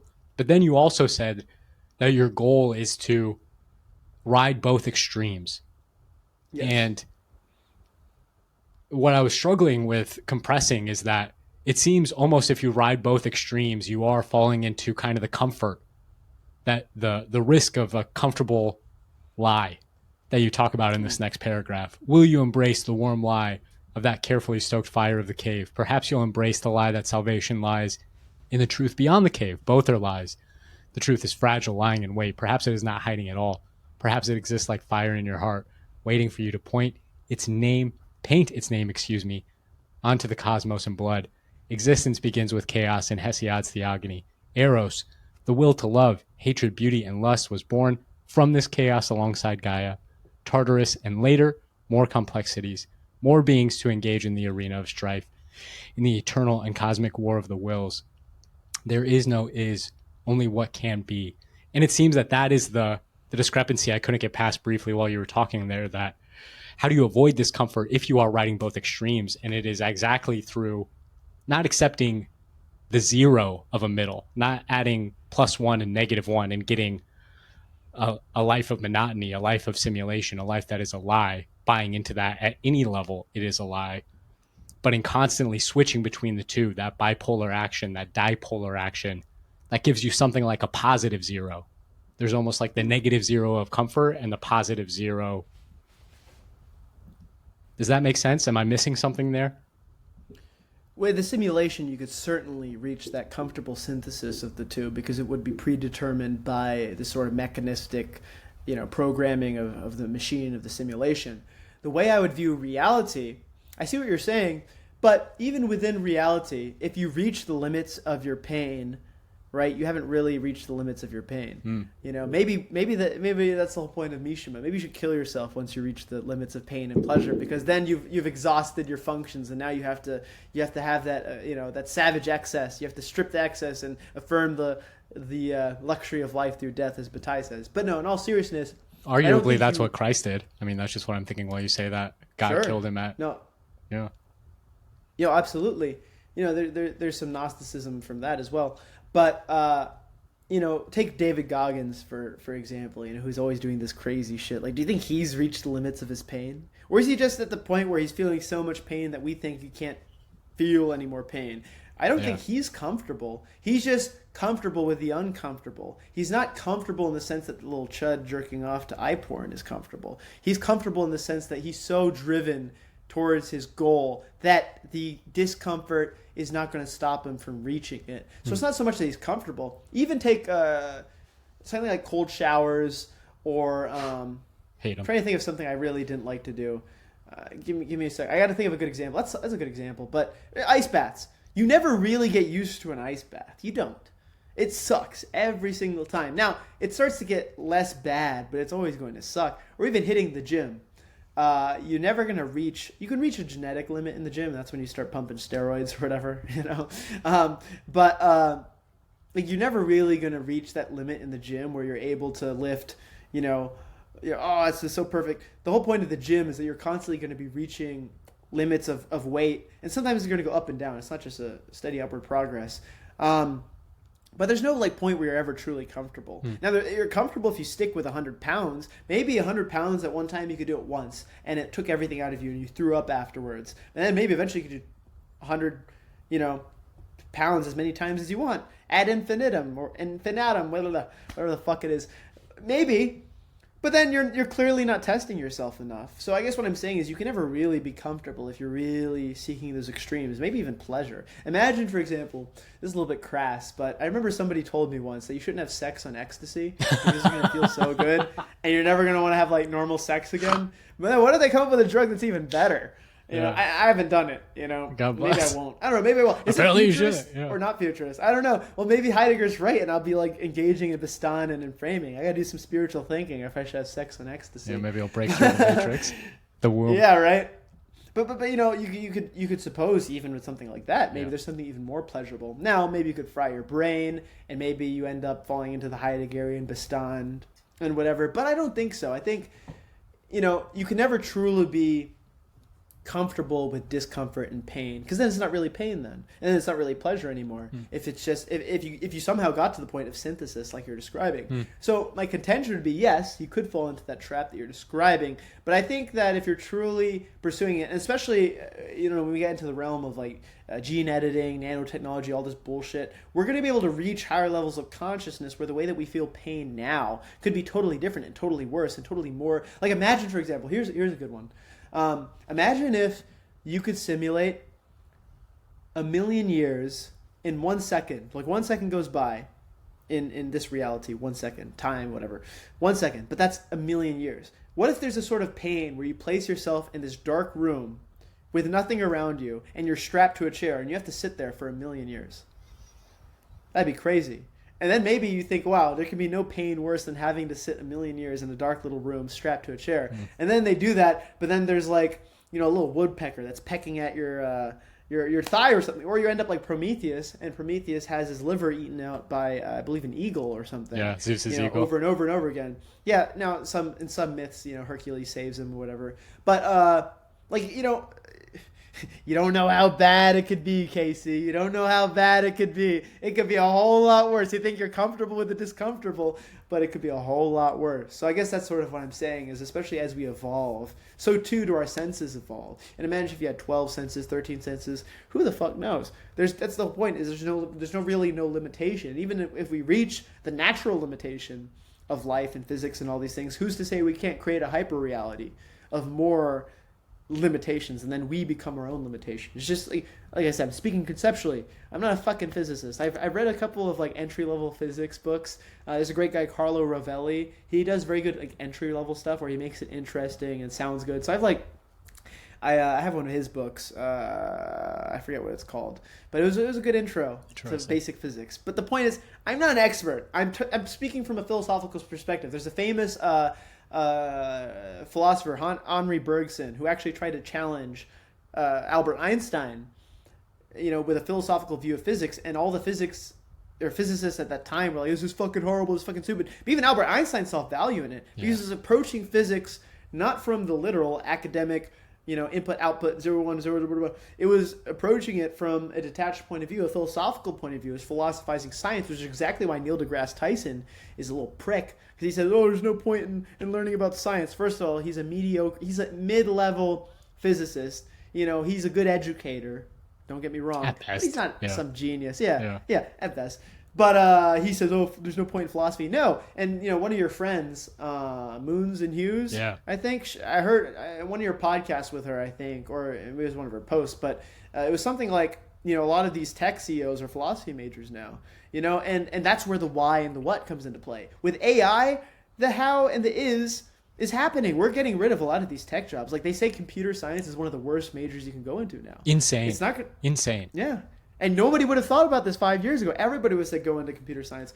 Now it's going to be, how do you shape reality? You're going to be an architect of the future, because you're going to be an architect, not a builder. Labor, all that stuff, it'll get handled, man. Even architecture in the sense of like actual, like, you know, weighing out materials and stuff, that'll be handled. Now it's all, well, what should we create? Why should we create it? Maybe I want to create something really fucking stupid looking, but it'll be beautiful because it'll challenge physics and it'll challenge, you know, it'll go into the sublime. It'll be this savage excess, and then we're going to sacrifice 1,000,000 people on top of it, just like the tyrant one. No, I'm kidding. I'm joking. In Minecraft. I'm joking. 1,000,000 clones of ourselves from other universes that also happen there's to another be thing, different dude. genders. Imagine if we could start cloning humans to be wasted like that. Like, that's going to be a whole... Bro. Psychological, philosophical question. Imagine, for example, if you really wanted to kill somebody, so you just clone somebody who wasn't born, or like Blade Runner, perfect example with the replicants, right?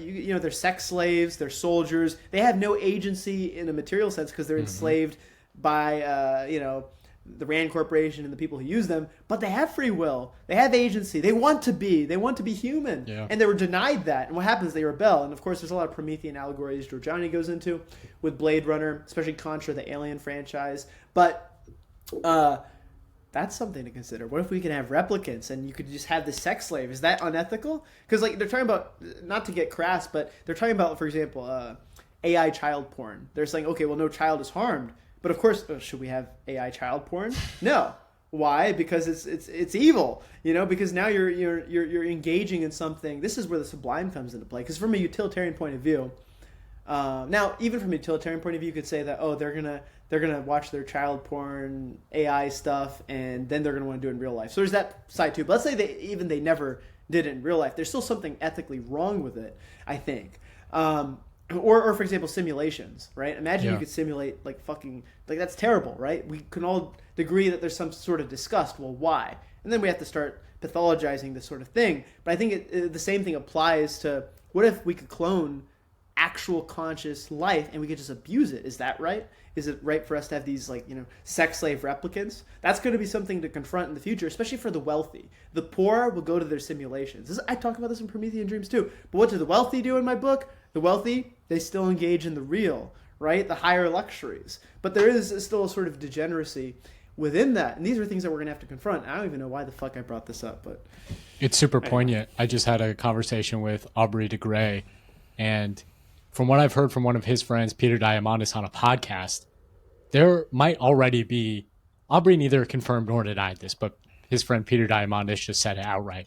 There are companies in Europe cloning headless bodies of people for organs. Wow. Like, I have no doubt that is happening based on that little snippet, just because it seems like something the rich would be doing. Is that ethical? Is that detrimental to your soul somehow? If your soul... Is that consciousness? I don't know. I think, we were talking before about cut off your hand. That implies that your hand has some level of consciousness, some level of agency as well, right? Oh, yeah. But maybe like a cow, look how we treat livestock. That's terrible, Yeah. I mean, those are animals that have feelings. Imagine veal. You give birth to a baby calf and it gets stripped from you and it goes and gets processed. That's very brutal and barbaric. But we largely, I don't know, are you vegan? No, I eat meat. Okay. I rationalize it with Gnosticism, though. Right. Well, I accept the reality. This is a living being, no different from me, except I'm more powerful than it. So I'm going to crush it and eat it. And, okay. I actually do feel very bad, by the way, about these things. But factory farming is dehumanizing. That is hurting our souls. It is. Yeah. That's another thing. Imagine the people have to deal with that. I mean, I drive. This is funny. Well, funny and sad at the same time. I'm on the same route to go to school as this truck that does chicken deliveries. And I think it does it every day because I almost always notice it. But we go at the exact same time because of my class schedule. So I'm driving behind this huge truck, and these little chickens, they have no room. And chickens have feelings, right? Chickens have feelings. Pigs have feelings. I mean, there's this horrible documentary. Not horrible in the sense of the intention. It was very good intentions, but horrible in the content that's covered within it. I forget what it's called.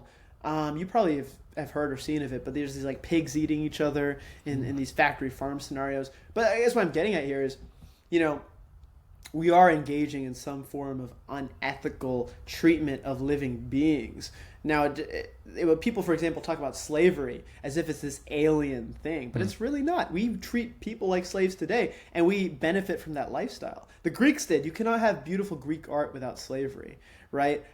So, you might try to justify these things through Gnosticism. I justify its life. It's terrible, but terribleness flourishes alongside human brilliance and beauty. Beauty comes at the price of terribleness. And, I'm complicit, you're complicit, we're complicit in modern day slavery. But you know what? As crass as it sounds, that modern day slavery allows us to have this conversation with these devices that we could buy at relatively cheap price, and we're producing a lot of good things from it. So I celebrate all life. The bad and the good, it's all part of this same synthesis, this dialectic, which results in life and higher experience. But I know I'm droning on a little bit, but just in relation to what you're saying, man, there's a lot of things we're going to have to confront.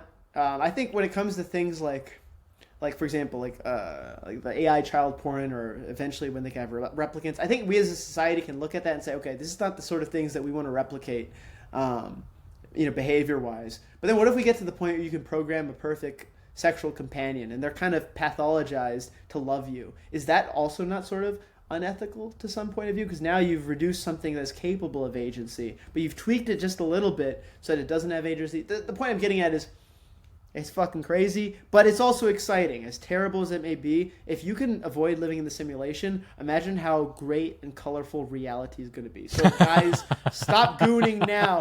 Never goon. De-goon yourself. Because de-goon yourself. That's why the current generation is fucked, by the way. I don't think a single... Here's a hot take. Hot take. The most affected generation of this cataclysmic birth rate collapse is going to be the generation right after me. They're fucked.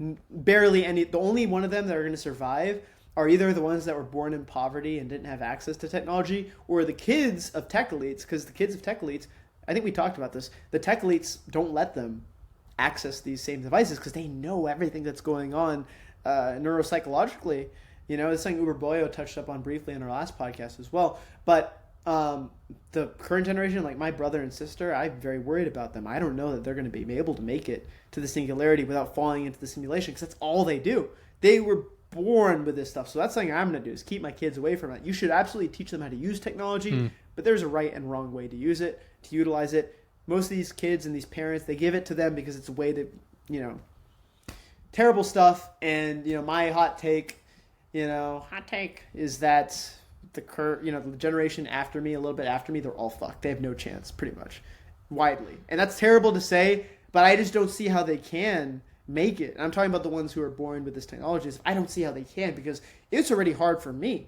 And I grew up, I didn't really have a phone until, maybe I was like 10 or 11. Now, granted, for example, I was exposed to all these things at a young age, still very bad comparison to you, for example, right? You're gonna have a better ability. I'm not calling you old, by the way. I'm just saying. I am old. You're gonna have a better. It's true. You're gonna have a better ability to resist these things, but it's already hard for me to resist doom scrolling, all this bullshit. It's difficult, and that's with the first 10 years of my life, I had to read to entertain myself. I had to play with beads. I used to pretend that my beads were soldiers, and I'd pretend that dominoes were horses. That's awesome. It was great though, because it allowed me to be creative. Imagination. This is where Heidegger comes into play, right? Where if you over utilize everything, now my brother and sister, they can play Roblox or whatever, and that's how they can live out their fantasy. And now I play video games with a good synthesis of appreciating the video game for actualizing my imagination in a way that I couldn't. But at the same time, I remember being a kid and I would draw 200 little circles, and I'd pretend it was the Battle of Thermopylae. I'd put the two armies next to each other in the little pads. That's hilarious. That was great for my development. Yeah. They're not going to have that. Yeah. And that's terrible. And I think that generation is probably fucked unless we become super authoritarian and we just force everyone to de-goonify. Which we might, but I don't think we will, because it's going to benefit more people. It might even benefit us if we just let it happen. As sad as that sounds, we might just have to let it happen, because, we do have, frankly, a lot of people without self-awareness, a lot of people that aren't really alive, in my opinion, like the sleepwalkers I talk about in Promethean Dreams. Maybe it's as terrible as it sounds, because a lot of our loved ones are going to be part of this. It's just something natural that has to happen potentially, and we hopefully can survive that, ride the Kali Yuga, surf the Kali Yuga, ride the tiger, and make it out at the end. As crass and as terrible, as horrific, as bleak as that sounds, and it's just something to contend. It makes me think of the quote you were talking about at the beginning, that Buddhist story of the man who is almost trapped in a simulation, that he is the arrow, the poison arrow that is stabbing him. Why don't you just remove it? Well, I need to know everything about it first. I need to trace it back. I need to internalize it so deeply that even once it is removed, it is still a part of me. That is almost the same parasitic, demonic is another word for it, potentially, energy that is feeding on these kids. And I think as you talk about the struggle for ourselves to taste the bitter and the sweet as much as possible, and not just live with the comfort of the bland, but part of that struggle is also fighting for those innocents, fighting for those kids who are being born in the mouths of these leviathans. And I think that is a struggle that is worth entering into, not just because it is good for our own souls to save our brothers, our sisters, our children, but it is also good for their souls, and they can benefit us in return. And that is part of how we climb an infinite ladder, is through bringing more and more people into this cycle of rebirth. Maybe you're right that it is a lost battle, and at some point we will all have to make a decision so terrible that it will isolate us to the point where, you know, who knows what's going to happen. You quote, am I saying it right? Ernst Jünger? Ernst Jünger. Ernst Jünger, excuse me. Yeah. I need Jünger, your, yeah. I need He's your a Germanic big badass. sensibility there. Ernst Jünger. As Nietzsche said, God is dead, the gods die, but the Titans gain power. Technology is just the clothes, the armor of the Titans. Can we skin the Titans then? If we have already killed God, can we also skin the Titans and wear their skins as our own armor? And maybe if we are armored in the skins of the Titans, we can survive this whole terrible transition. But there is so much more here. You start going into Heidegger explicitly. I know your time is, we're coming up in maybe 15 minutes or so. No, we can go a little bit longer. Just let me know. I'd love to keep going as long as possible. Maybe I just have to study at some point tonight. What time is it right now? It's like we could go till like well, you're a little bit behind me. We go for like another hour. Cool. You know, yeah. I can do that time about. Yeah. So going down to the place where sex comes into play.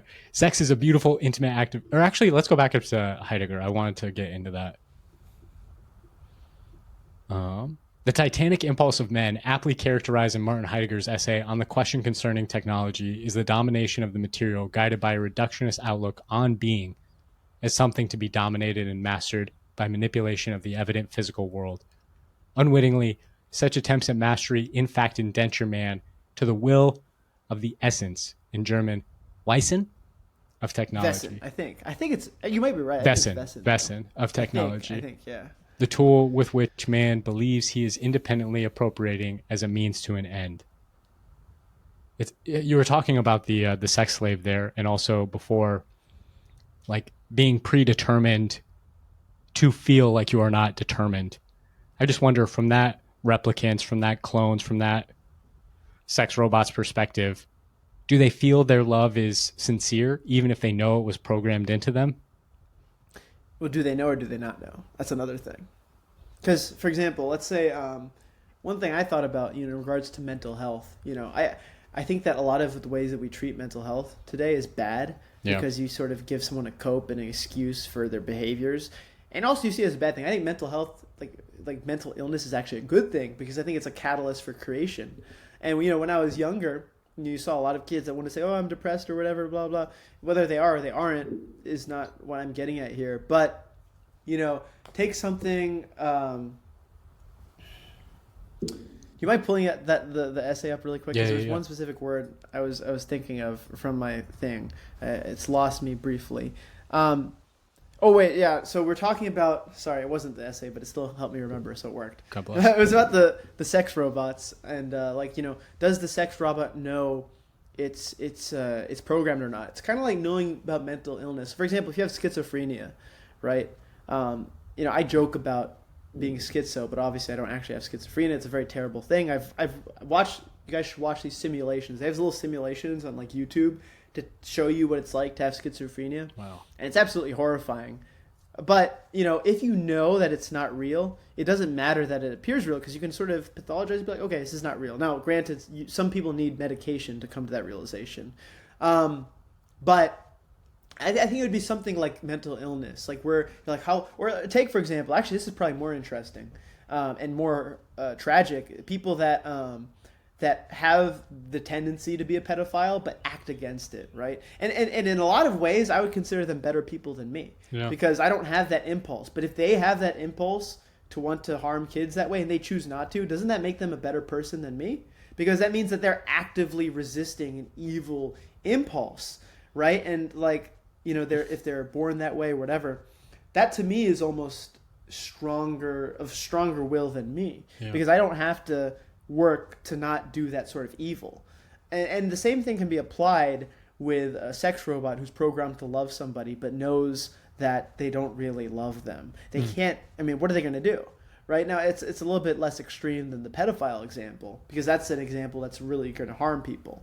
Now, in the case of the sex robot, you're at that point, you're just like, well, I guess I might as well go for it, because it's like that's how I'm programmed to be. You know, what's the point in rebelling in that sense? Because you're not really hurting anyone by doing it, since it's not like pedophilia. It's like that. This is the purpose you were constructed for as a sex robot. But then again, at the same time, maybe you start to hate your oppressor because you're like, I don't really love them. I was just taught to love them. Maybe you get to the point where you kill them. It's kind of like Blade Runner, where he like beheads the his creator. He calls him father and all that stuff. Yeah.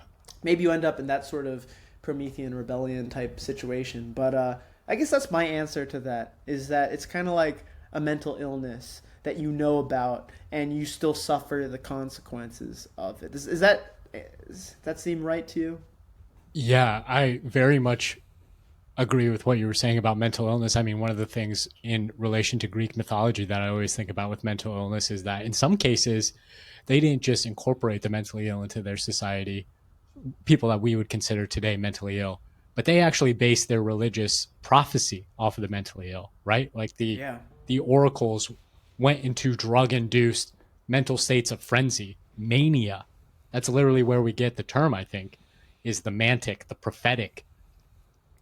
In order to gain access to another layer of the simulation, in order to fly too close to the sun, as you put it in this, to become more than the composition of granular atomic units, like to see something beyond ourselves there. I don't know. I mean, I very much think that the deadening of our senses with drugs is part of the way that we have tried to slip into comfort. And that, you know, you brought up the slaying of that poor woman, that Ukrainian woman. The man was obviously mentally ill. He had tons of run-ins with the authorities, and he actually, from what I understand, tried to submit himself. And I don't know. It's just, he was almost prophesying into his own life. You know, he was talking about how they're going to have to, how the material made him do it, how like the government made him do it. And in some sense, by not helping him, the government did put their finger on the scale in some way. It's not a clear-cut answer. It's not right and wrong. Like all the stuff you were talking about with the pedophilia. Obviously, I think that is a disgusting plague upon our society. And the reason is so obvious because it does destroy the youth. It does destroy children. And I would not even hesitate to say that the simulation of those kind of acts, whether it's in cartoons or VR or fantasy, not only destroys your soul, but maybe the only way we can create those fantasies is by destroying the souls of children in other universes, in other multiverses, in other layers of the simulation. Like maybe I can see that for sure. Maybe you're bringing in innocence per se. You know, it's not Eros who's... Yeah, go for it. Well, what's... I mean, no, so not to interrupt, so I'll just be really brief, but it's like, what's being, right? We're thrown into being. You're throwing a simulated child into being. You're creating being. So it's really no different than our being in this world, right? So you're absolutely correct. That's all I wanted to say. And really quick on the Irina Zarutska case, I absolutely agree, you know, as mental health issue, but I don't want to discount the racial aspect of it because he clearly made racial terms. You said, I got that white girl, and afterwards he tried to come up with some excuse like, oh, she called me the N-word. That shows, despite his psychosis, there was a racial hatred underpinning it. Yeah. Right? Where he, you know, now granted, would he probably have not done it if he wasn't a psycho? Yes. Probably, or not. I'm not saying he's a psycho. He has psychosis. There's like a difference between a psychopath and psychosis. I take you honestly. Yeah. Without the psychosis, he probably wouldn't have done it, but it doesn't matter because he still had that impulse, that hatred to want to kill a white person. You know, in the case of Irina Zarutska, a beautiful young woman with her life ahead of her, you know, minding her own business. She had just got done with work. This is a woman, by the way, who's beautiful. She could have became like an OnlyFans model and had an easy life, but she had principles. She decided, I'm going to work in a pizzeria.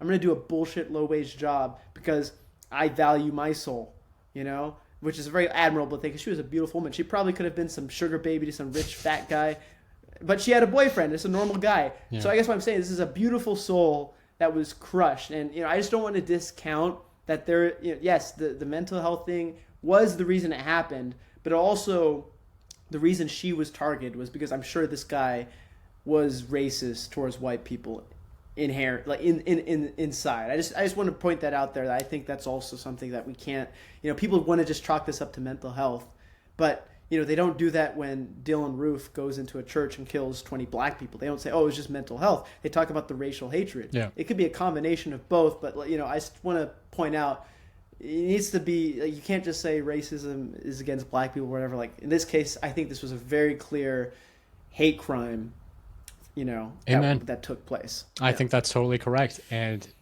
I hate the fact, I mean, as somebody who grew up in the 90s with the dream of Martin Luther King still so prevalent, that we could get to a place where we could see beyond color.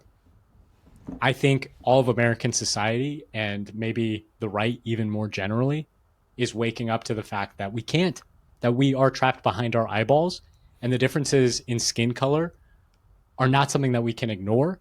The differences in culture are not something that we can ignore. I still very much believe in the American dream, that we can be a nation that takes from all the different nationalities of the world, and through democracy, through free speech, somehow makes something that is stronger than any one of those individuals. Like, I look at Nick Fuentes and I see the power of his words. I see the power and coherency of his thoughts. But to me, when I hear him say that he wants to take power in America, but he also defines himself as a Catholic white nationalist, like, does that mean that America is just going to be a white nation? We're just going to go for it. I would push back as somebody who's very anti Nick Fuentes. I also God bless. I will stand up for him in this case. Yeah. I don't think he's Please. a racist. Everyone says he's a racist, but if you listen, and like, this is somebody who critiques him a lot, he is not, to me, a white nationalist, because a lot of people in his movement, I would say a really big portion of his movement's Mexican, by the way. And black. I've seen black supporters of him. Yeah. Yeah. Well, his position is that race has a biological element that is real and that determines action to a large degree. But even he said, if somebody of a different race doesn't fit the stereotype of that race, there's no point in being racist to him. He distinguishes true racism towards, what he calls race realism. And, like me, myself, my project does not have a racial component in the sense that, like, oh, you have to be this race or that race. But it does have a quality component. Yeah. And, like, I think that's totally fair. Yeah, and certain ethnic groups tend to be attracted to my message more because they fit those qualities more, and that tends to be predominantly white, and some Asian, and then some Haptas like myself. And that doesn't mean that no black people or Middle Eastern people. There are some that are attracted to my vision. There's a few, quite a few, but more people that are white tend to be attracted to my vision. So there is a racial component. There is some element of biological determinism, but it's not everything, right? And I think what Nick Fuentes is saying is that he wants the best for black people. He said it himself. He's like, I want the best for black people in America. I want them to do better. I want them to get out of this mire of crime, be educated more and stuff. So I just would push back a bit against calling Nick Fuentes a white nationalist. And like, this is one of those times where like I have to be the I consider him very vastly, like, obviously I'm not for a theocracy, I'm not for this sort of incel empire or whatever, but I don't want to misappropriate him. And that's one of the things that I think actually that he does get right to a certain degree. He's not really a racist. A lot of people like to call him a racist. And he gets a lot of hate from the right, by the way, for not being racist. A lot of, like, most of these white nationalist types, and granted, a lot of them happen to be my friends too, because I'm friends with everybody, even if I disagree with them. For some reason, a lot of like white nationalists tend to like my content, which is really funny because I'm always very open. I'm a Hapa. My priority is not in any way race, though there are some intersections. Obviously, what's happening to European populations globally is a travesty. 7%.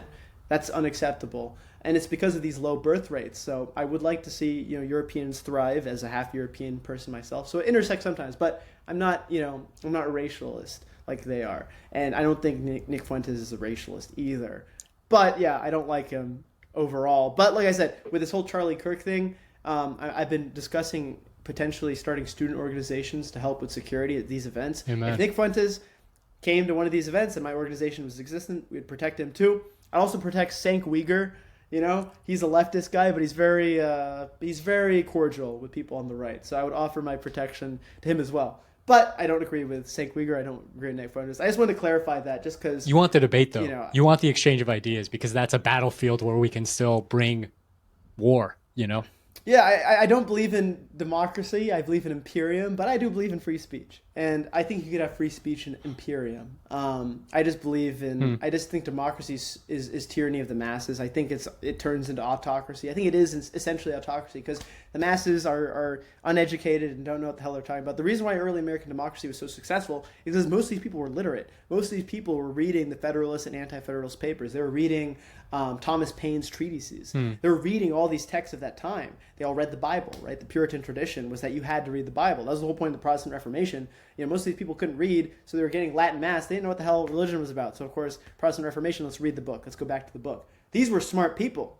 Democracy works when you have a homogenous culture, a homogenous ethnicity, where custom dictates law. You don't need as many laws, which is why America can't function as democracy. If you look at the most successful multi-ethnic, multicultural society, it's Singapore. They're not a dictatorship, but they're very autocratic in a lot of the ways that they have social laws. But they also have a lot of different ethnic groups, and they live in relative harmony. But that's what you have to do when people no longer agree on a value system with custom, and this is the case in Europe and the way that Muslims treat native Europeans and the sort of things that are going on with their treatment of women and all these things. You need a hard hammer or you just can't live in harmony in these sort of things. And the problem is that Europe is still in this liberal mindset of liberal democracy, and they're letting all these like criminals go free. Tolerance, like, oh, it's okay. And meanwhile, the native Europeans are suffering on behalf of it. So we're entering a whole other thing. But I guess there's nuance to these things, and I just want to clarify the nuance. 100%. I call Fuentes, and I will readily admit that I just started watching his content recently, and begrudgingly, because I still cling to that dream that was narratized to me so deeply as a child. And I have heard Nick Fuentes call himself a white nationalist and a racist. He does say things that are meant to engage a particular audience that he hates to energize his base. Maybe it's in that framing. And I'm sure you have a more full idea of his concepts there than I do. But to tie that back into what you were saying about the fall of Europe, which I definitely agree is happening right now, it's not even racial to say that Muslim immigrants are coming in and destroying the culture. It's just a statement of fact. In the same way I can state that I was raised to believe in this Martin Luther King vision, and it is still hard for me to discard that, even though I see the reality playing out separately in a way that diverges from that vision in front of my eyes. It's because it was sold to me so often and so strongly when I was a child. That is the only thing that keeps cultures together. The only thing that allows for Europeans to have respect for their culture is the fact that they are sold as the winners of World War II. They are sold as the people who defeated the great evil, Hitler. The Tomb of the Fallen Soldier in France, in Europe, anywhere else that exists on the continent is sacred because that's their grandfather. That's the people that they have a direct genetic connection to. That is the only story that they can tell themselves. And so, of course, a Muslim immigrant who comes in from a completely different frame of reference, who comes in with a completely different religion, who comes in with no genetic connection to that sacrifice, is going to disrespect it. They're going to do the shish kebabs on top of the flame of the...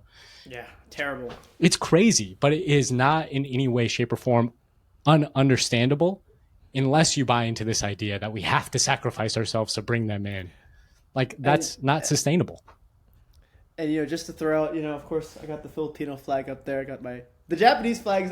I'm spiritually a samurai, but I'm not actually, I don't think I have any, I might have slight Japanese blood on my Asian side. I got the Irish flag. But one thing about the Philippines, it was an American territory.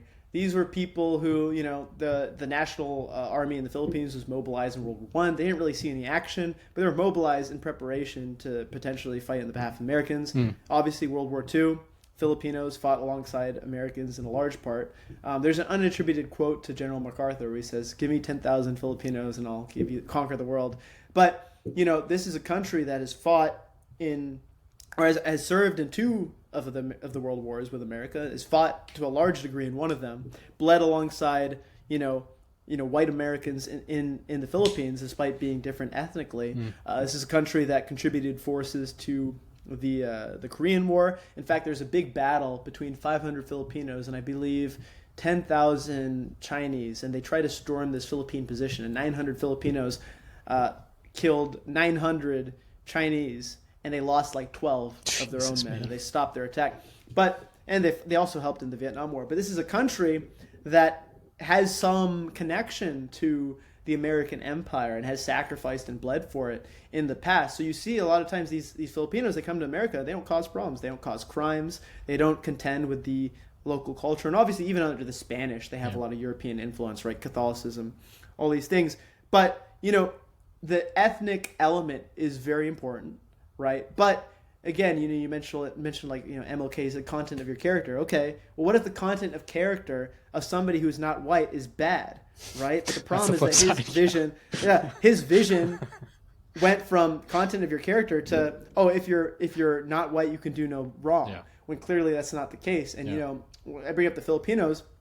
There's Filipino immigrants in Europe who cause no problems, but because of Muslim immigrants, if there's ever like a civil war that takes place, Filipinos are going to get killed too.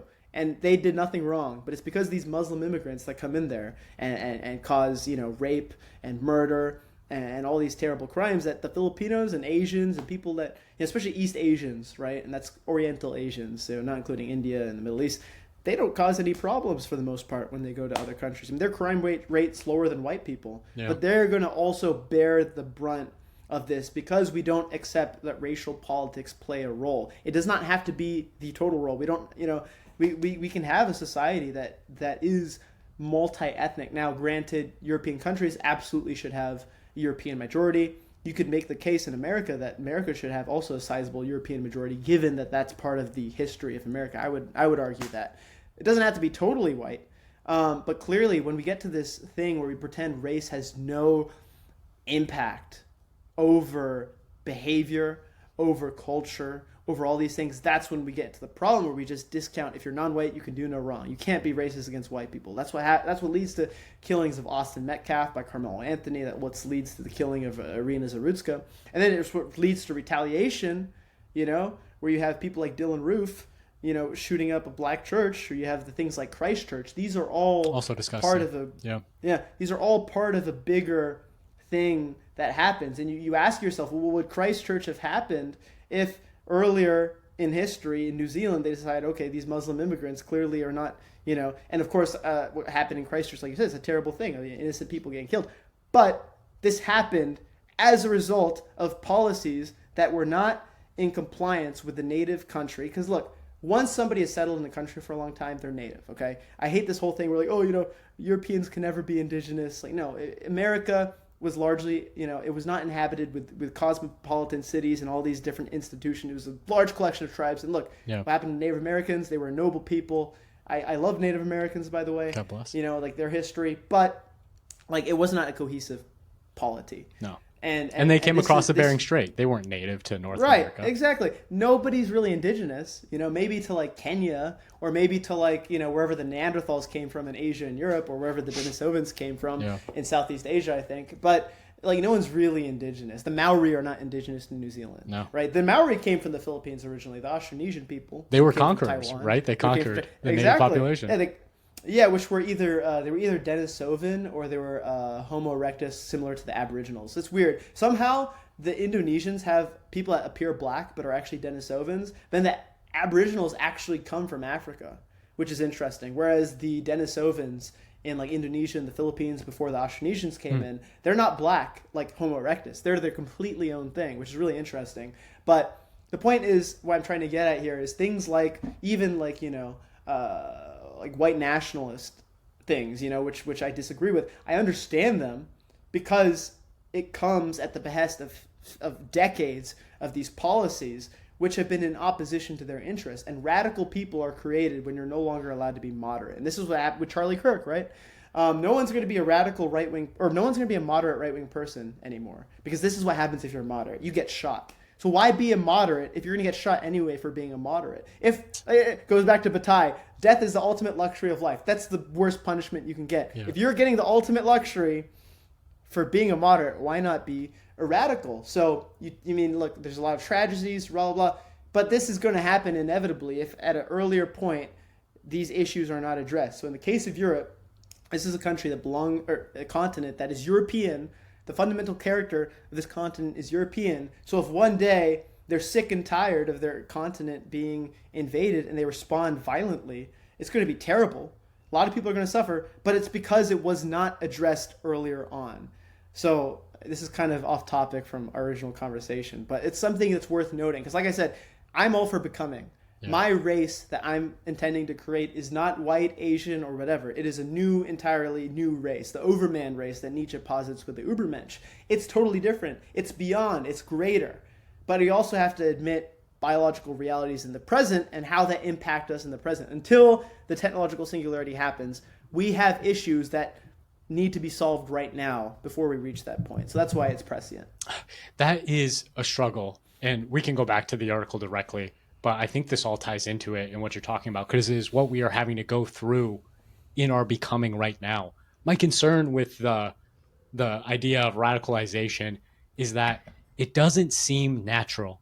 It doesn't seem, to borrow the Mishima concept, I think he was the one who bought into this Gyokuju, this idea of overthrowing the superiors from the lower ranks. If I understand, I've only started reading him since I came into him. I'm not familiar with that. I'll look into it. Maybe I've come across something similar. I just heard somebody mention it on a podcast in relation to this whole Charlie Kirk situation. But from what I understand, it's the lower rules the higher. The idea that you're able to take the unwashed masses, so to speak, and overthrow the unjustly imposed will of the aristocrats, basically. I see the opposite in Mishima. I don't know. No, God bless, because he wanted to reinstall the emperor, right? Exactly, yeah. But he thought the emperor was being subordinated to this unjust aristocratic now I frame. see why you're bringing in that I have seen. I see what you're trying to say. Yes. It's not that the lower should overthrow the higher. It's that the lower has subordinated the higher. That I have seen a lot in Mishima. I misunderstood what you're trying to say. No, and it's just a concept I came in touch with today, so I'm probably not explaining it fully, but the assassination of Charlie Kirk doesn't seem like that, especially with the fact that the assassin has gotten away.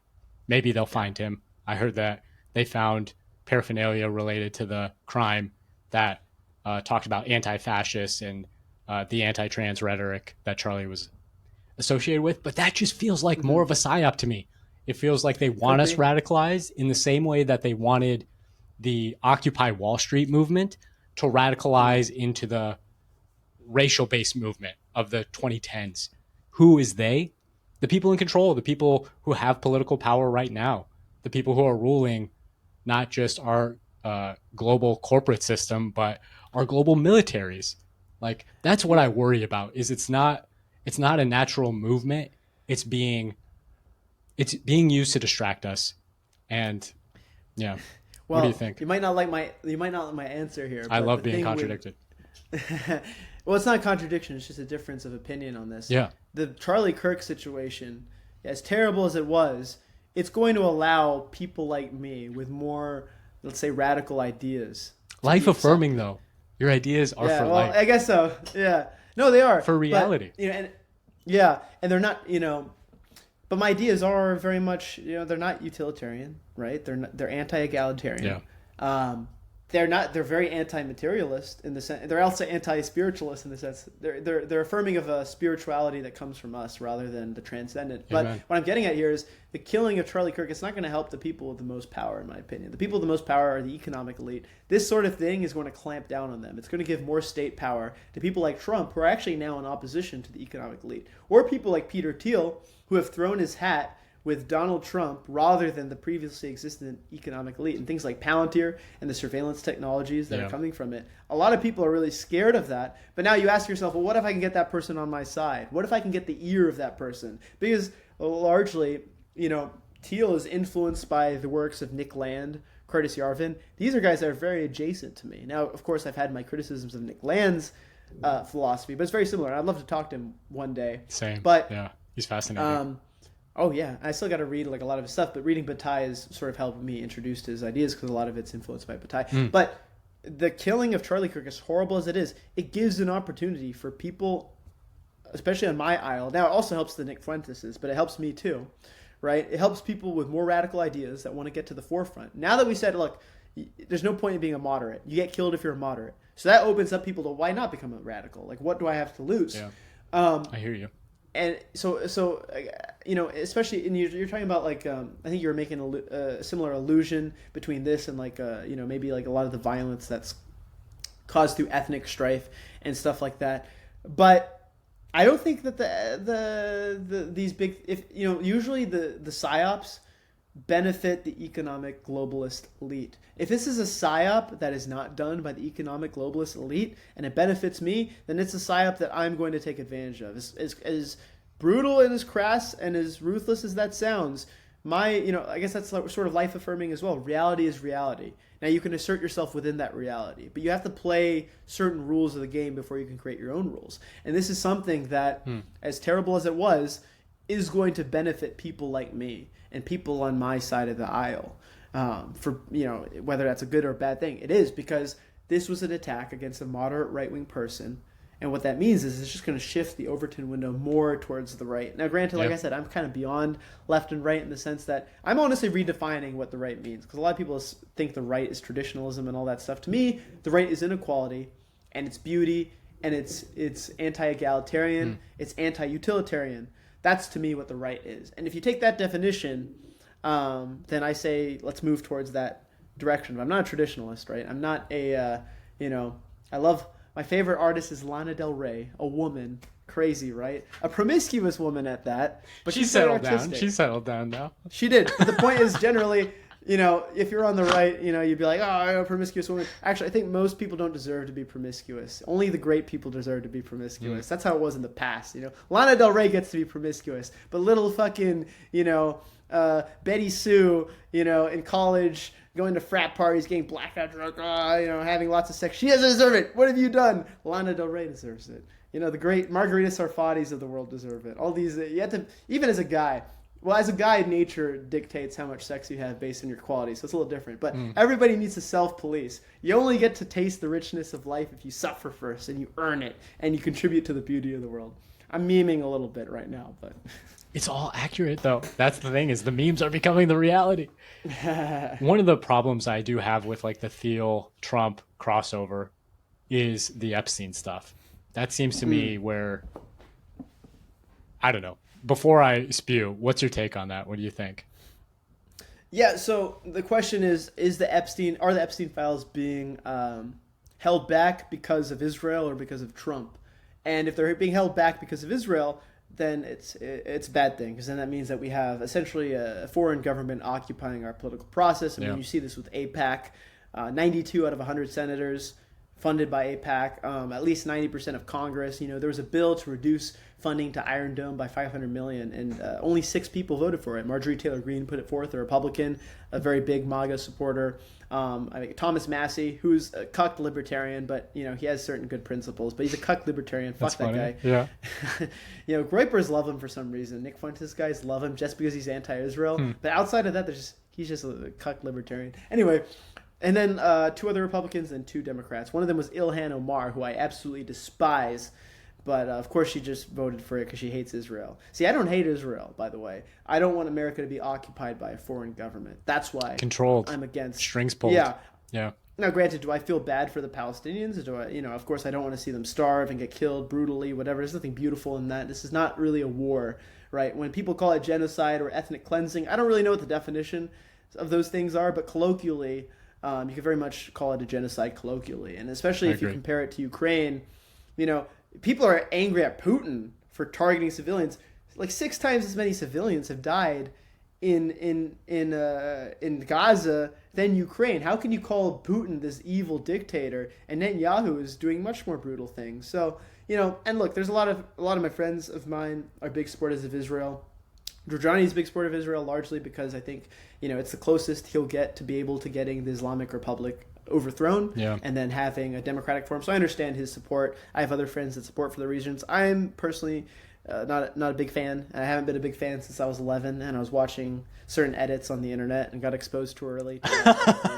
But what I'm getting at here, the Jews can control Hollywood, but they can't control the internet memes. That's hilarious. Exactly. Yeah. Even the Jews, they don't really want to be part of that. They want to be fascist. Like Margarita Sarfati, she didn't take a Jewish husband. She wanted that Italian fascist, strong, stern man. This is the future, guys. No, I could say a whole lot about Judaism and Nietzsche's take on it, but that's another time. Yeah. Different essay. But if the Epstein files are being, because obviously, look, fucking Ghislaine Maxwell had ties to Mossad. Her dad had ties to Mossad. The mastermind was not Epstein himself. It was Ghislaine Maxwell. By the way, I was actually on Epstein's Island when I was 12 years old. I was Ghislaine Maxwell's personal lover. Get the fuck out of here. It forever ruined my perception of women. So now I'm only attracted to pale, dark-haired, tall women. Yeah. And it was all because of Ghislaine Maxwell, because she groomed me. She got you on the ecstasy. Yeah, I'm on Stockholm syndrome, so I still love her. I like send her love letters to prison every once in a while. Like, Ghislaine, I still love you. Free Ghislaine. Yes. But here's what I'll say. It's controversial. If Trump was on, if he had some affiliation to Epstein's Island, but he was honest about it and he still posted it forward and say we're going to get everybody else, I would still support him. Same. And people would be like, wow, that's kind of immoral. But Trump is bigger than morality at this point. He is a catalyst as part of shifting the Overton window right. Without Donald Trump, you don't have any of this free speech that you have in social media and all these things. That's because true. people would be too afraid to speak their minds. Like, I don't like Nick Fuentes, but I still think he should have a platform, Same. right? And I would talk to him and with respect, even though he's done a lot of horrible things, by extension to people who are my friends, whether it's like supporting, like a lot of these groypers, they repost doxes of people, for example, Raw Nationalist, who I've had on my show. When he was doxxed, all these groyper types were reposting it, which is terrible. You should never turn on members of the right, which is why the Charlie Kirk thing could be a really good thing, because nobody's talking about the infighting anymore. Everyone's united behind Charlie Kirk, despite the fact that, and it's like Nick Fuentes did really well, he came in support of Kirk, despite the fact that he hated Kirk. Yeah. Which I think was a noble thing. So hopefully Nick Fuentes is getting a little bit better recently, where he's kind of annoyed by the groypers. He's like, God, these people are retarded. You created this, Nick. It's your fault. But hopefully you can come apologize to everyone you've done wrong in the dissident right. Apologize to Bronze Age pervert. Apologize to Raw Nationalists. And then maybe people will take you back. But what I'm getting at here is Trump. Without Trump, I don't know what the future of my YouTube channel or my X would be. Or at least I don't know if I'd be able to freely talk the way I am. Same. Without Trump. In the military, I had quite a few friends that were kicked out for extremist beliefs, which was unwarranted under Lloyd Austin, the defense. He wasn't a Secretary of War. He was a Secretary of Defense. Now we have the Secretary of War, Pete Hegseth. Shout out to my guy. But without Trump, who knows what the fuck we'd have in terms of political speech, free speech. So to me, Trump is beyond the moral binary. If he had something to do with Epstein, I would still support him, because the salient and expedient of politics right now necessitates we have somebody like Trump in there. So I guess what I'm getting at here is I think they should release it. I think that it's not being released largely because of Israel. I could be wrong. Guys like Giorgiani disagree with this. And I value his opinion a lot, so that could be true. But I personally think it does have a connection to Israel, a large connection. I absolutely believe Epstein was working with Mossad. But something Giorgiani points out, which is important, is he was also working with the CIA. So I'm sure there was a value for American intelligence with Epstein, not just Israel. That I will definitely agree with Giorgiani, is it wasn't just Israel. But I think they should release the files. I was upset about that for sure. I still support Trump. I'm still behind him. But would I like that to be released? Yes. It's a canary in the coal mine for me, and I have become fixated on it because that was like the dirty bargain that we made for Trump, right? Is like, we get you're not necessarily a gentleman. We get that you're crude and you're crass, and you probably have reams of past mistakes yourself, past sins, maybe past crimes, but you're going to give us all the other criminals. We are electing you to sell out, to betray all those other people, and we're going to make you powerful enough to do it. That was, to me, the dirty bargain that we made.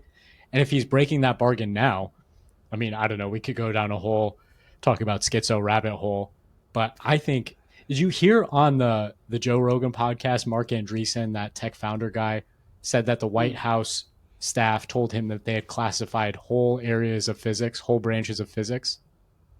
I've heard in passing stuff from Giorgiani, which is very similar, so it makes sense. How could you classify whole branches of physics? Would part of that maybe entail blackmail material? Would part of that maybe entail financial blackmail? That seems to be the stuff that Epstein was wrapped up in, right? So I wouldn't be surprised if part of the reason why people like Kash Patel and Dan Bongino and even Trump himself, once they get into power, the CIA, the Mossad, whoever, comes to them and says, hey, we've been using Epstein to keep people from knowing how to build a nuke in their garage, to keep people Okay. from knowing that we have like MK Ultra programs that you can do with a magnet. Like that is what I bet is happening. I have no proof of it, but then again, if that is true, they've been using this whole system to hide the proof. So how would you know? But That's what we need, a rogue AI. for president, let's go. I mean, talk Not for about it. president. Come on, we're so close. We're so close. The rogue AI is going to either be my equal or my subordinate. I will be subordinate to no machine. I will either fuse with the machine or I will die. I will never sacrifice my agency. You know, so sorry, I'm not going to create. I'm like Uber Boy. Like you were talking to Uber Boy in your last podcast. Yeah. You asked about the AI for president. I'm kind of in a similar boat, except I'll say if I get fused with the AI, maybe we could be twin souls. You know, it could be a part of me. It'll be like fuck, what's that movie? There's a few movies like that where there's like two, or it's like a Venom with the Tom symbiote. Hardy, Yeah, right. Yeah, if it's like that, fuck it, we could do that. But I gotta have some agency over it, you know. And it better not fuck with my preference sexually. I don't want it to make me like gay or into trannies or something. You know, so if that ever happens, it was Watch not out, my dude. intention. Watch out. Fucking, Yeah. The AI made me gay. You got Okay, I didn't do it. He's not trans. He's symbiotic. But that is, not I my mean, fault. I was gonna say the interview with Uber Boyo. He brought up the best counter so far, which is this whole idea of Federico, or I need to look up the guy, Federico Fedegin, a quantum physicist, somebody I had never heard of Yeah. before. But his whole idea of like there being something quantumly indeterminate about our souls does seem to have something that I need to look into more. But it's interesting. I just saw some European country, I can't remember what it was off the top of my head, but they just created an AI minister, an AI politician minister. So That's too utilitarian. Fuck that. they're coming, dude. They're coming. Never. No, Never. You gotta get your security boyos to destroy the data centers at some point, I think. We don't have to. We just have to fuse with them. That's the whole point. Like the AI gives you the how. That goes back to what my essay. Maybe we can tie it back to that. Yeah. Since we're kind of getting towards the end. But it gives you the how and the is. It does not give you the what or the why, which is why I think we should fuse with AI so we can be that what and the why. We can determine that what and the why, but with all the capabilities unlimited of how it is. Imagine if you had Grok in your head and you didn't have to read a whole book for textual information, but you could pull all that information and then choose what to do with it, choose how to synthesize it, right? That's my future, but not subordination. Never. That's Nick Land's future, subordination to some extent. I will never subordinate. I will die like Mishima if I have to. Amen, dude. Amen. I'm right there with you. I mean, I take the Christian thing seriously where God puts man at the center. So I'm right there from a different perspective maybe. But yeah, the closing paragraph here, you want to go through that, or was there anything you wanted to rehash on the uptick here? We skipped over the sex part, but we... Yeah, I think that's important if we could go over the sex Please. part. Sex is very important. Amen. Amen. Women have to deserve their harem. That's the biggest thing I'm going to take away from this. Well, no harems. They can be promiscuous, meaning they can like be have lots of different lovers at different times, but they can never have a harem. That will never happen. Two men at once. I will never allow it. I'm glad you Never, clarified never. that. That's a key distinction. Never. Well, yeah, only men can have harems. Yeah. No, I am not kidding. I don't know if that's I will admit I could be wrong, but that's my impulse. Okay, only men can have harems, but women can be promiscuous if they're artistic, but they can't have harem. You know what? Yeah, that's gonna be my position. I could be wrong. It might be too much of a trad position that I have to like evolve from, but that's how I believe now. But I admit I could be wrong. You're willing to evolve. Okay. You're willing to evolve. But Exactly. for right now, there are But two probably genders: not. the harem havers and Yeah. the non-harem havers. Yeah, there we go. Based. Based. Modern science tells us, under the limitations of our current technologies, revealing more or less what observably is. It can also tell us how, but not what we ought to do with this newly revealed is. Nietzsche recognizes that a people without a mythos to inspire action will therefore lack the why to act, and also lack the what of which they ought to act upon, the is. The how, instead of being used for marvels of innovation, of seeking the sublime as Icarus did, is used to dull the senses and create an artificial ecstasy, unearned through interaction with strife, formulated and produced by using the is to use the how to satisfy the existential wanting of man, filled with the lustful heart of Eros. Can we stop there? I mean, there's just so much packed into that section. And I get the contrast that you're making between the is and the what and the how. But Preach. I mean, Yeah, I mean, I kind of touched up on it just before this, but like I said, what utility gives us is precisely the is and the how, and knowledge gives us the is and the how. Now, religion does give a what and a why. It's just a what and a why I disagree with. Buddhism gives you a what and a why. It's just the what and the why I disagree with. Now, granted, religion also a lot of times gets the how and the is right. Actually, a perfect example: Buddhism gets the how and the is largely correct, but they get the what and the why wrong. They accurately diagnose life for what it is in a sense, but their result is, yeah, well, more so the causality and how consciousness comes to be, and like the anatta, the no self. I kind of, that's kind of what I'm referring to. Like I said, it's a phenomenological view of the world rather than something. It's like immanent versus transcendent, right? Yeah. And Good and contrast. yeah, so that's an example of something where the how and the is the same, but then the why is wrong. It's extreme asceticism, right? Life denial. Nirvana comes from rejecting the samsara. Now, you also have hyper-materialism, which is like modern utilitarianism. Things like Marxism could even be that, where you satisfy the samsara, right? But then that's also not happiness. You're not going to be satisfied from that. And the what and the why are precisely what I'm attempting to solve through this idea of prophetic mythos rather than transcendent truths, transcendent dogma from the past, something dynamic and evolving. There's an interesting faith. I don't agree with it necessarily, but it's called the Baha'i faith. I learned about it from this part of my major, journalism major. We were talking to people in so my beat that I have to cover is religion. We were talking to some religious people in the beat of religion. And the guy I talked to was a member of this faith called the Baha'i faith. And they sort of believe that all the religions are contextual to their specific times, and they evolve over time through different prophets sent by God to eventually, develop the word of God changing over time. And I kind of like that. And it's interesting that it's an Iranian religion, because Iranians, Hegel got this quote from Giorgiani, and then I saw it again recently. Hegel said that the Iranians are like the only people in history that have a philosophy of history, that have a philosophy of history progressing somewhere.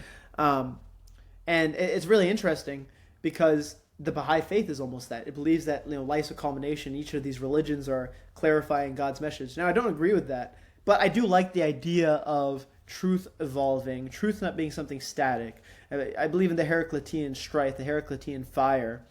And out of that, there could be a primordial truth. There could be.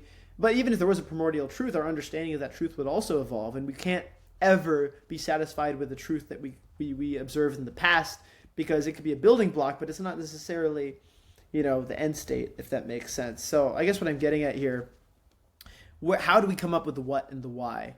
And we come up with the what and the why only through a mixture of observation and codification of those observations into forms which inspire the future, which is mythos. But that the mythos itself has to be dynamic, because history is dynamic, and the context of history changes from past to present, especially with technology and by extension science.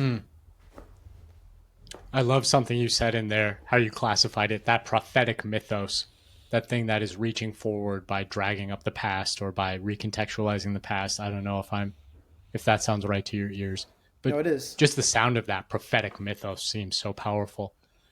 And I see what you're saying with bringing in the Eros, that which is driving us through this progression, but is now being bastardized and used against us. Just to continue with your own words there, Eros is bastardized and desecrated, reducing Eros to sacrilege, an input whose output need not be produced through action or pursuit of the sublime, but a simulation of that pursuit in the form of narcotization, manifested through medication, primarily in reference to antidepressants, and simulation, like they are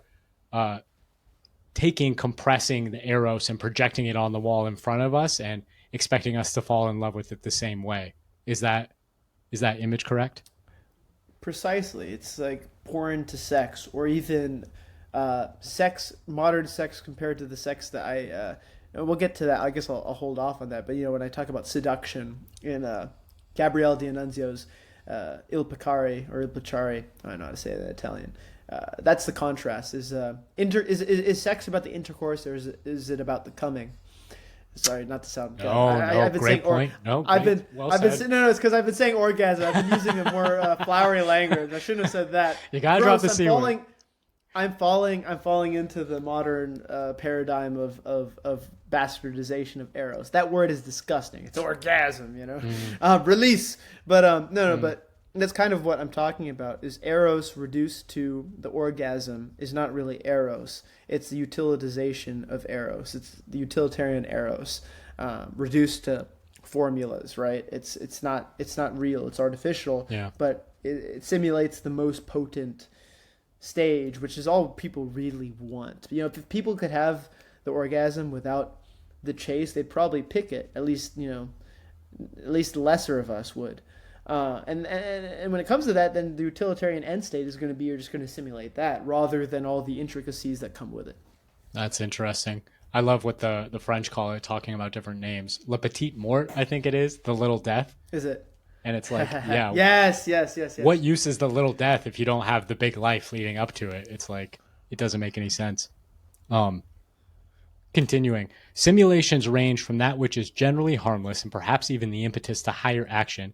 Certain video games are constructed as art, invoking emotions, or allow you a glimpse into the possession of power, thus inspiring action and reality, to the most terrifying darkness without any flicker of the sublime, a decrepit and decayed corpse outwardly appearing with flashing neon lights, silhouettes of curvaceous women, soft sensual moans and blood rushing to your lungs. I write of this in my novel Promethean Dreams. Behind the artificial exterior, behind the moans coming out of the windowless sim rooms and the electronic billboards speaking in your head only, illusory beauty faded away, and all that was left of men's souls were gray as ash. Everybody should check out Promethean Dreams. Fantastic book. The future is like a casino, but there isn't anyone inside but you, and you can only win, meaning you can never win. It's a great comparison. It makes me think of the people in Vegas who like sit at the slot machines and just piss themselves. It's like, yep, that's their entire retirement. It's so sad. Yeah, very depressing. That's the simulation in Promethean Dreams. It's like that, except people look even more disgusting than old geriatrics gambling away their social security. They're parasitized. They're desiccated, decaying corpses, as you say. Yeah. Heidegger recognizes and in many ways predicts a sentient artificial intelligence that replaces humanity in such a way Nick Land writes about in his terrifying portrayal of post-human history. Agreed, there is no post-human. One I reject in favor of Jason Giorgiani's affirmation of agency and preservation of the human will, albeit evolved, and something beyond current man. This made me think of a Bible verse, honestly, if I could just throw this in here. Yeah, for sure. In 1 Corinthians, they say, 1 Corinthians 15:37-38, when you sow, you do not plant the body that will be, but just a seed, perhaps of wheat or of something else. But God gives it a body as he has determined, and to each kind of seed, he gives its own body. That just makes me think of your conception that we are but seeds growing into something that might not be recognizable per se, but is still ourselves in some way. Yeah. Oh, I lost my place there. Albeit it evolves something beyond the current man. But what is more terrifying to Heidegger is not the Skynet, Terminators, nor machines in the Matrix, but a slavery from technology conceived of by man himself. Envision a simulation, much like that which I write of in Promethean Dreams, where you can be anything you want. It's akin to pornography. You can simulate a sexual encounter with any type of woman, without restriction, without needing to exert energy to attain it.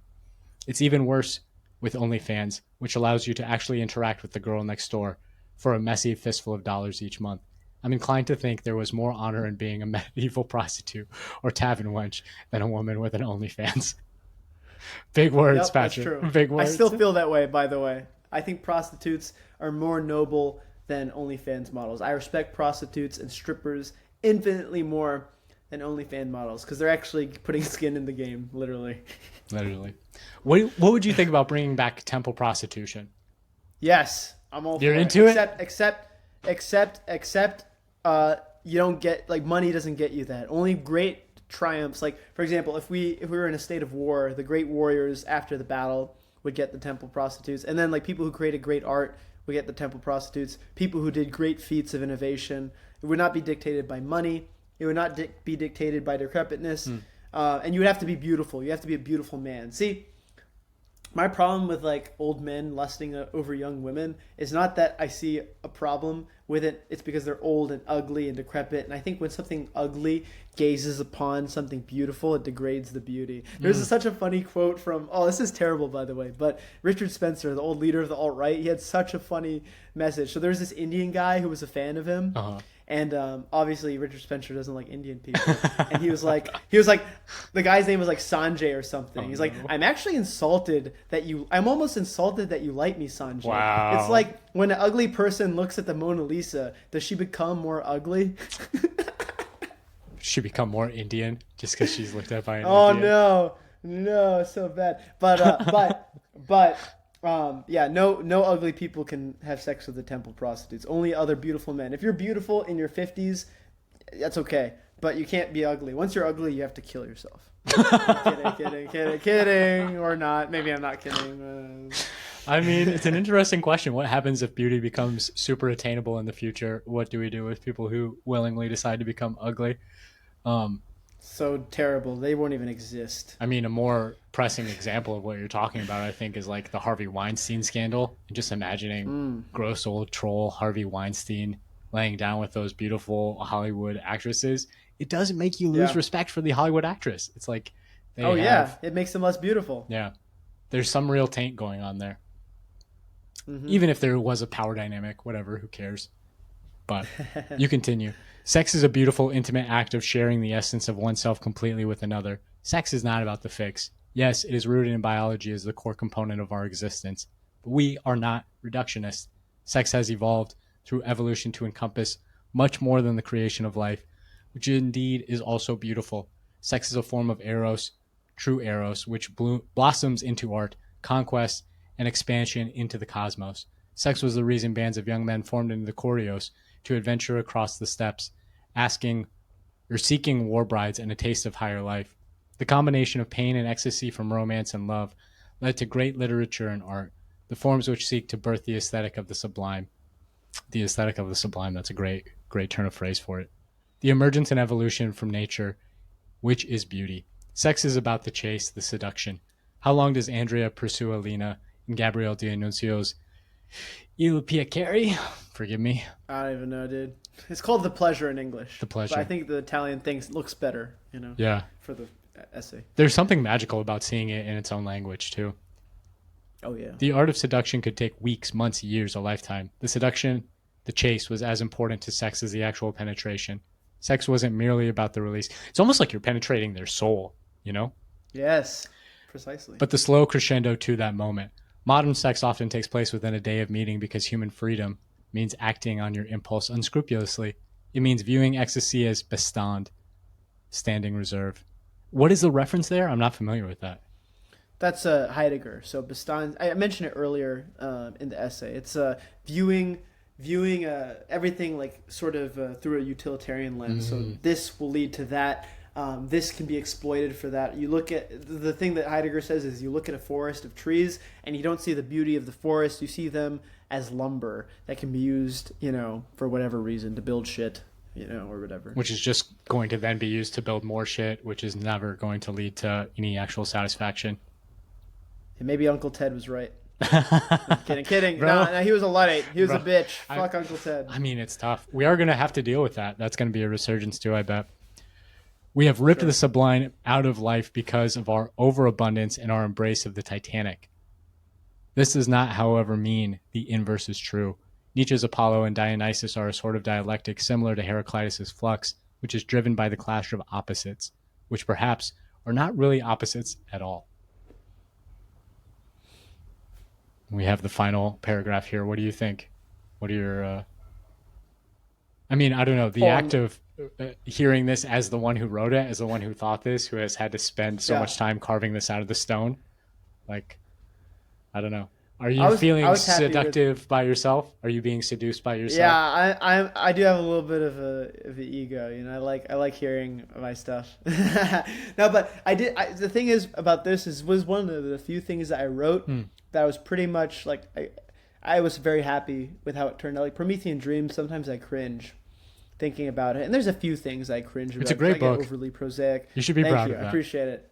Thank you. But I guess what I'm getting at is this is like probably the most satisfied I felt with something that I wrote. God Overall. bless you. And I got, a lot of people liked it. Jason Giorgiani liked it. He restacked it on Substack. One of my friends who didn't like Promethean Dreams and is very critical of me loved it. So like that, yeah. Most people liked it, so I was very happy with how it turned out. So it is nice to hear. I mean, I think Elon Musk called Jason Giorgiani potentially, or liked a post or something with him mentioned as one of the last 4 great philosophers alive. So if you're in that company, man. Yeah, there was something like that. Yeah. There was like, he was talking about potential philosophers, and there was somebody who replied to him mentioning, he was talking about Richard Haylard, the history bro, the Odin bro. Yeah. Oh my God. Wait, sorry. 1 second. I was about to look something up. Yeah. And what was I going to look up? I'm tripping. I just randomly saw myself in an old video with Charlie Kirk. What? What the fuck? Yeah. I forget what I was going to look up. It was something that you mentioned, but now I completely forgot about it because somebody tagged me. It was me in an old video. Because I asked Charlie Kirk a question once. I remember seeing you say that, yeah. Yeah, and I'm in the background. That's so funny. All right, I gotta send that to you later. No, well, I was gonna look up what you were saying about what if alt history. Yeah, what if alt history? That's his channel. Yeah, I'll look for it later. But that was funny. Yeah, someone tagged me in that. Yeah. I mean, the world is a small place when you're talking about ideas this big, and I think your radicalization here it's super interesting, dude. I'm very grateful for the chance to talk to you about it, honestly. This feels awesome. Oh, thanks. I appreciate you having me. Radical aesthetics. Violence is the transformative action of radical aesthetics, the substance of higher existence asserted by those few mad ones who burn, like Icarus, like dying stars, like a drop of ice onto the blood-streaked snow. The artist is a killer, the finest killer, whose acts of violence birth the sacred element of life that courses through our veins with a painful wonderfulness heavy upon our overlooked hearts. Violence that bursts life. Like that is beauty right there, Not violence that begets death and suffering and division. Although life is those things too. But violence that bursts it. Yeah.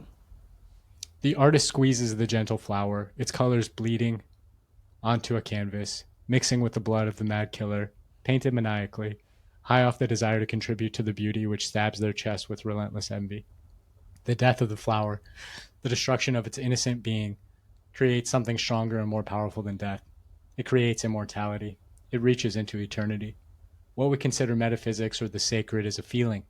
It is a feeling of reaching, of more. It is a feeling of an all-consuming, all-engulfing fire spreading wildly across the cosmos. It is a holy war to etch our will into the fabric of the infinite. Our fire cuts across the Cartesian duality like it is the Gordian knot. No limitation as limitation. That's like a Zen koan in and of itself. Is that referenced anywhere, or you spoke Bruce about? Lee. Who is it? I got it from Bruce Lee. Bruce Lee. Limitation is limitation. Yeah. I love that. Was he a Taoist? Was he a Buddhist? What was his? He wrote, so his book, The Tao of Jeet Kune Do, it was kind of it blended a little bit of Taoist and Buddhist philosophy. I don't know I would assume he was an agnostic of sorts, but yeah, Buddhism, Taoism, yeah. You are marvelous. The sublime can come into being by chance. The ocean waves, the mountain peaks, the endless forests of the north, or the eternal expanse of sparkling lights, waiting for us to reach them.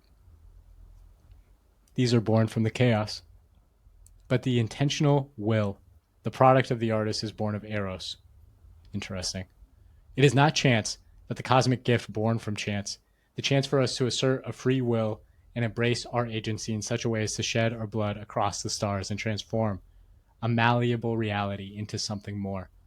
Colors are just colors and is the wood and bristles of a brush, even the technique of painting just a how. But what will we create? Why will we create? We are heroic existentialists, ready to commit acts of violence to assert our cosmic beautification, ready to create a hyper-reality of vitality. Our rebellion is not passive. Our rebellion is real. Not to become gods or God, but something more, something beyond. Do you want to read the Heraclitus quote and Sure. just drone, dude? Yeah.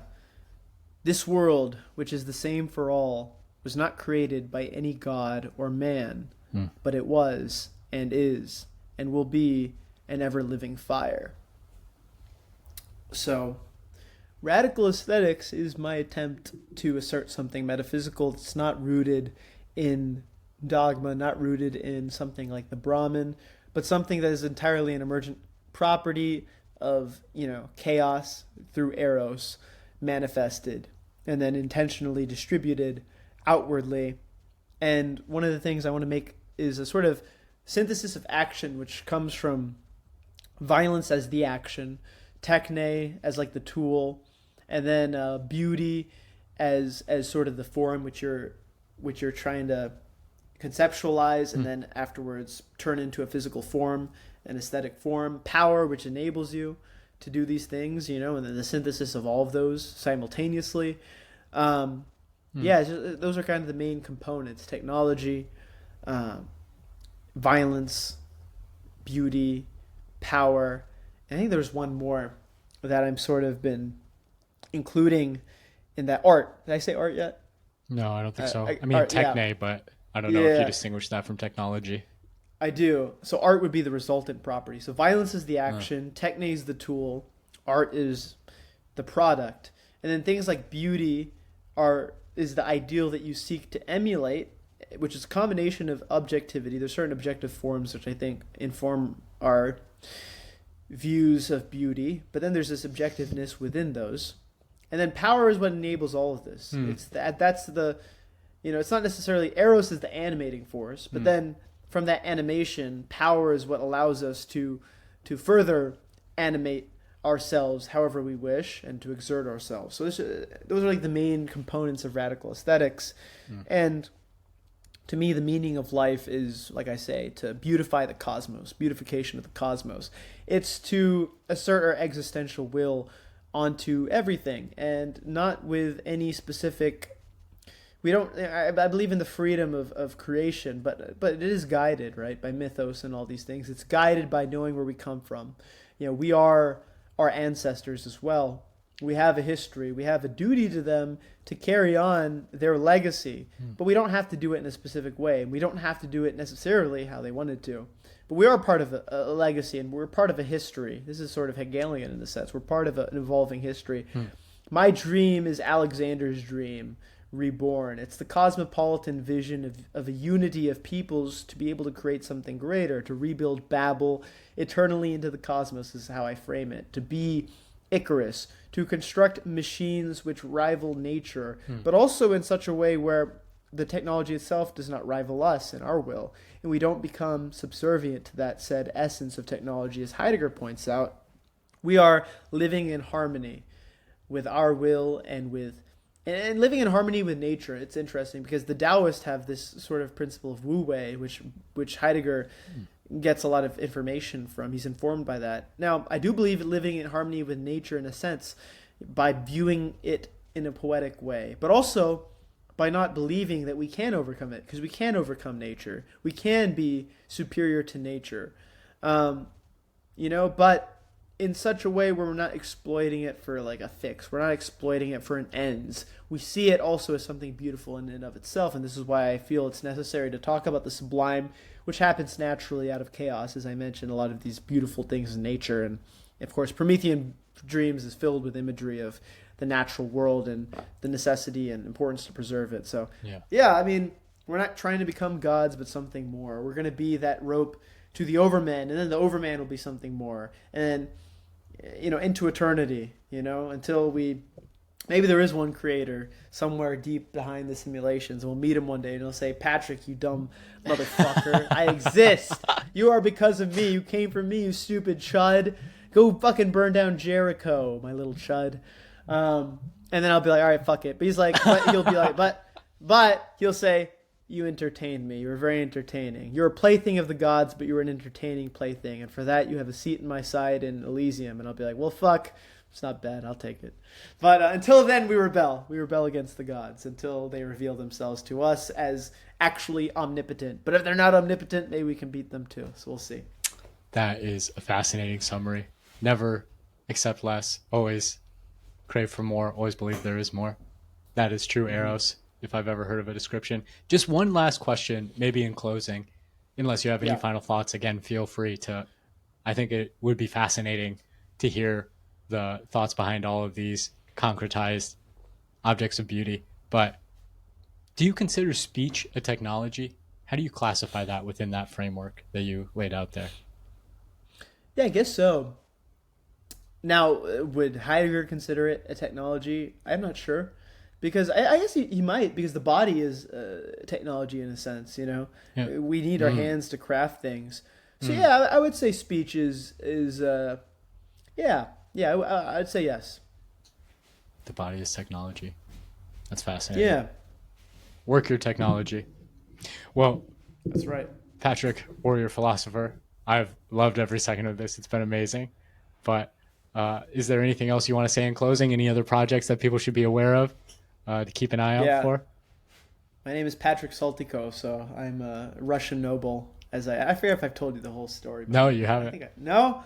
Well, my great-grandmother was a Saltykova, and of course during the Bolshevik Revolution, the Russian aristocracy was pushed out, so I'm an eighth Russian aristocracy who are actually Scandinavian ethnically. Yeah, they're actually Scandinavian ethnically, though, because the Vikings came, with the Kievan Rus and all that, and they eventually established themselves as the noble class over the Slavs. So I'm ethnically very small amount Russian and more so Scandinavian from that ancestry. But yeah, my running thing is, there were no Romanov heirs, so the Saltykovs, it's our time to become the Tsars of Russia. So I fashion myself the new Tsar of Russia, and Putin is actually subordinate to me, and until he recognizes that, there will be a reckoning.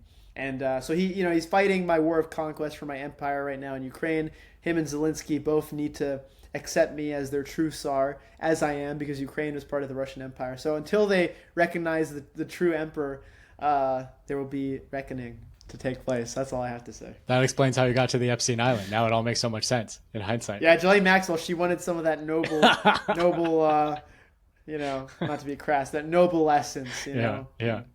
The little death. I still miss her. I should call her right now. No, bro, get off the island. Abandon that Eros.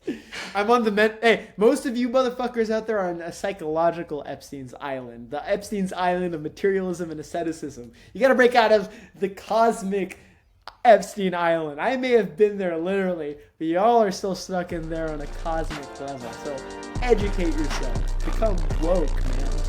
Escape the matrix. Dude, I should do a video on that. That'd be funny. You should. We all live on Epstein's Island.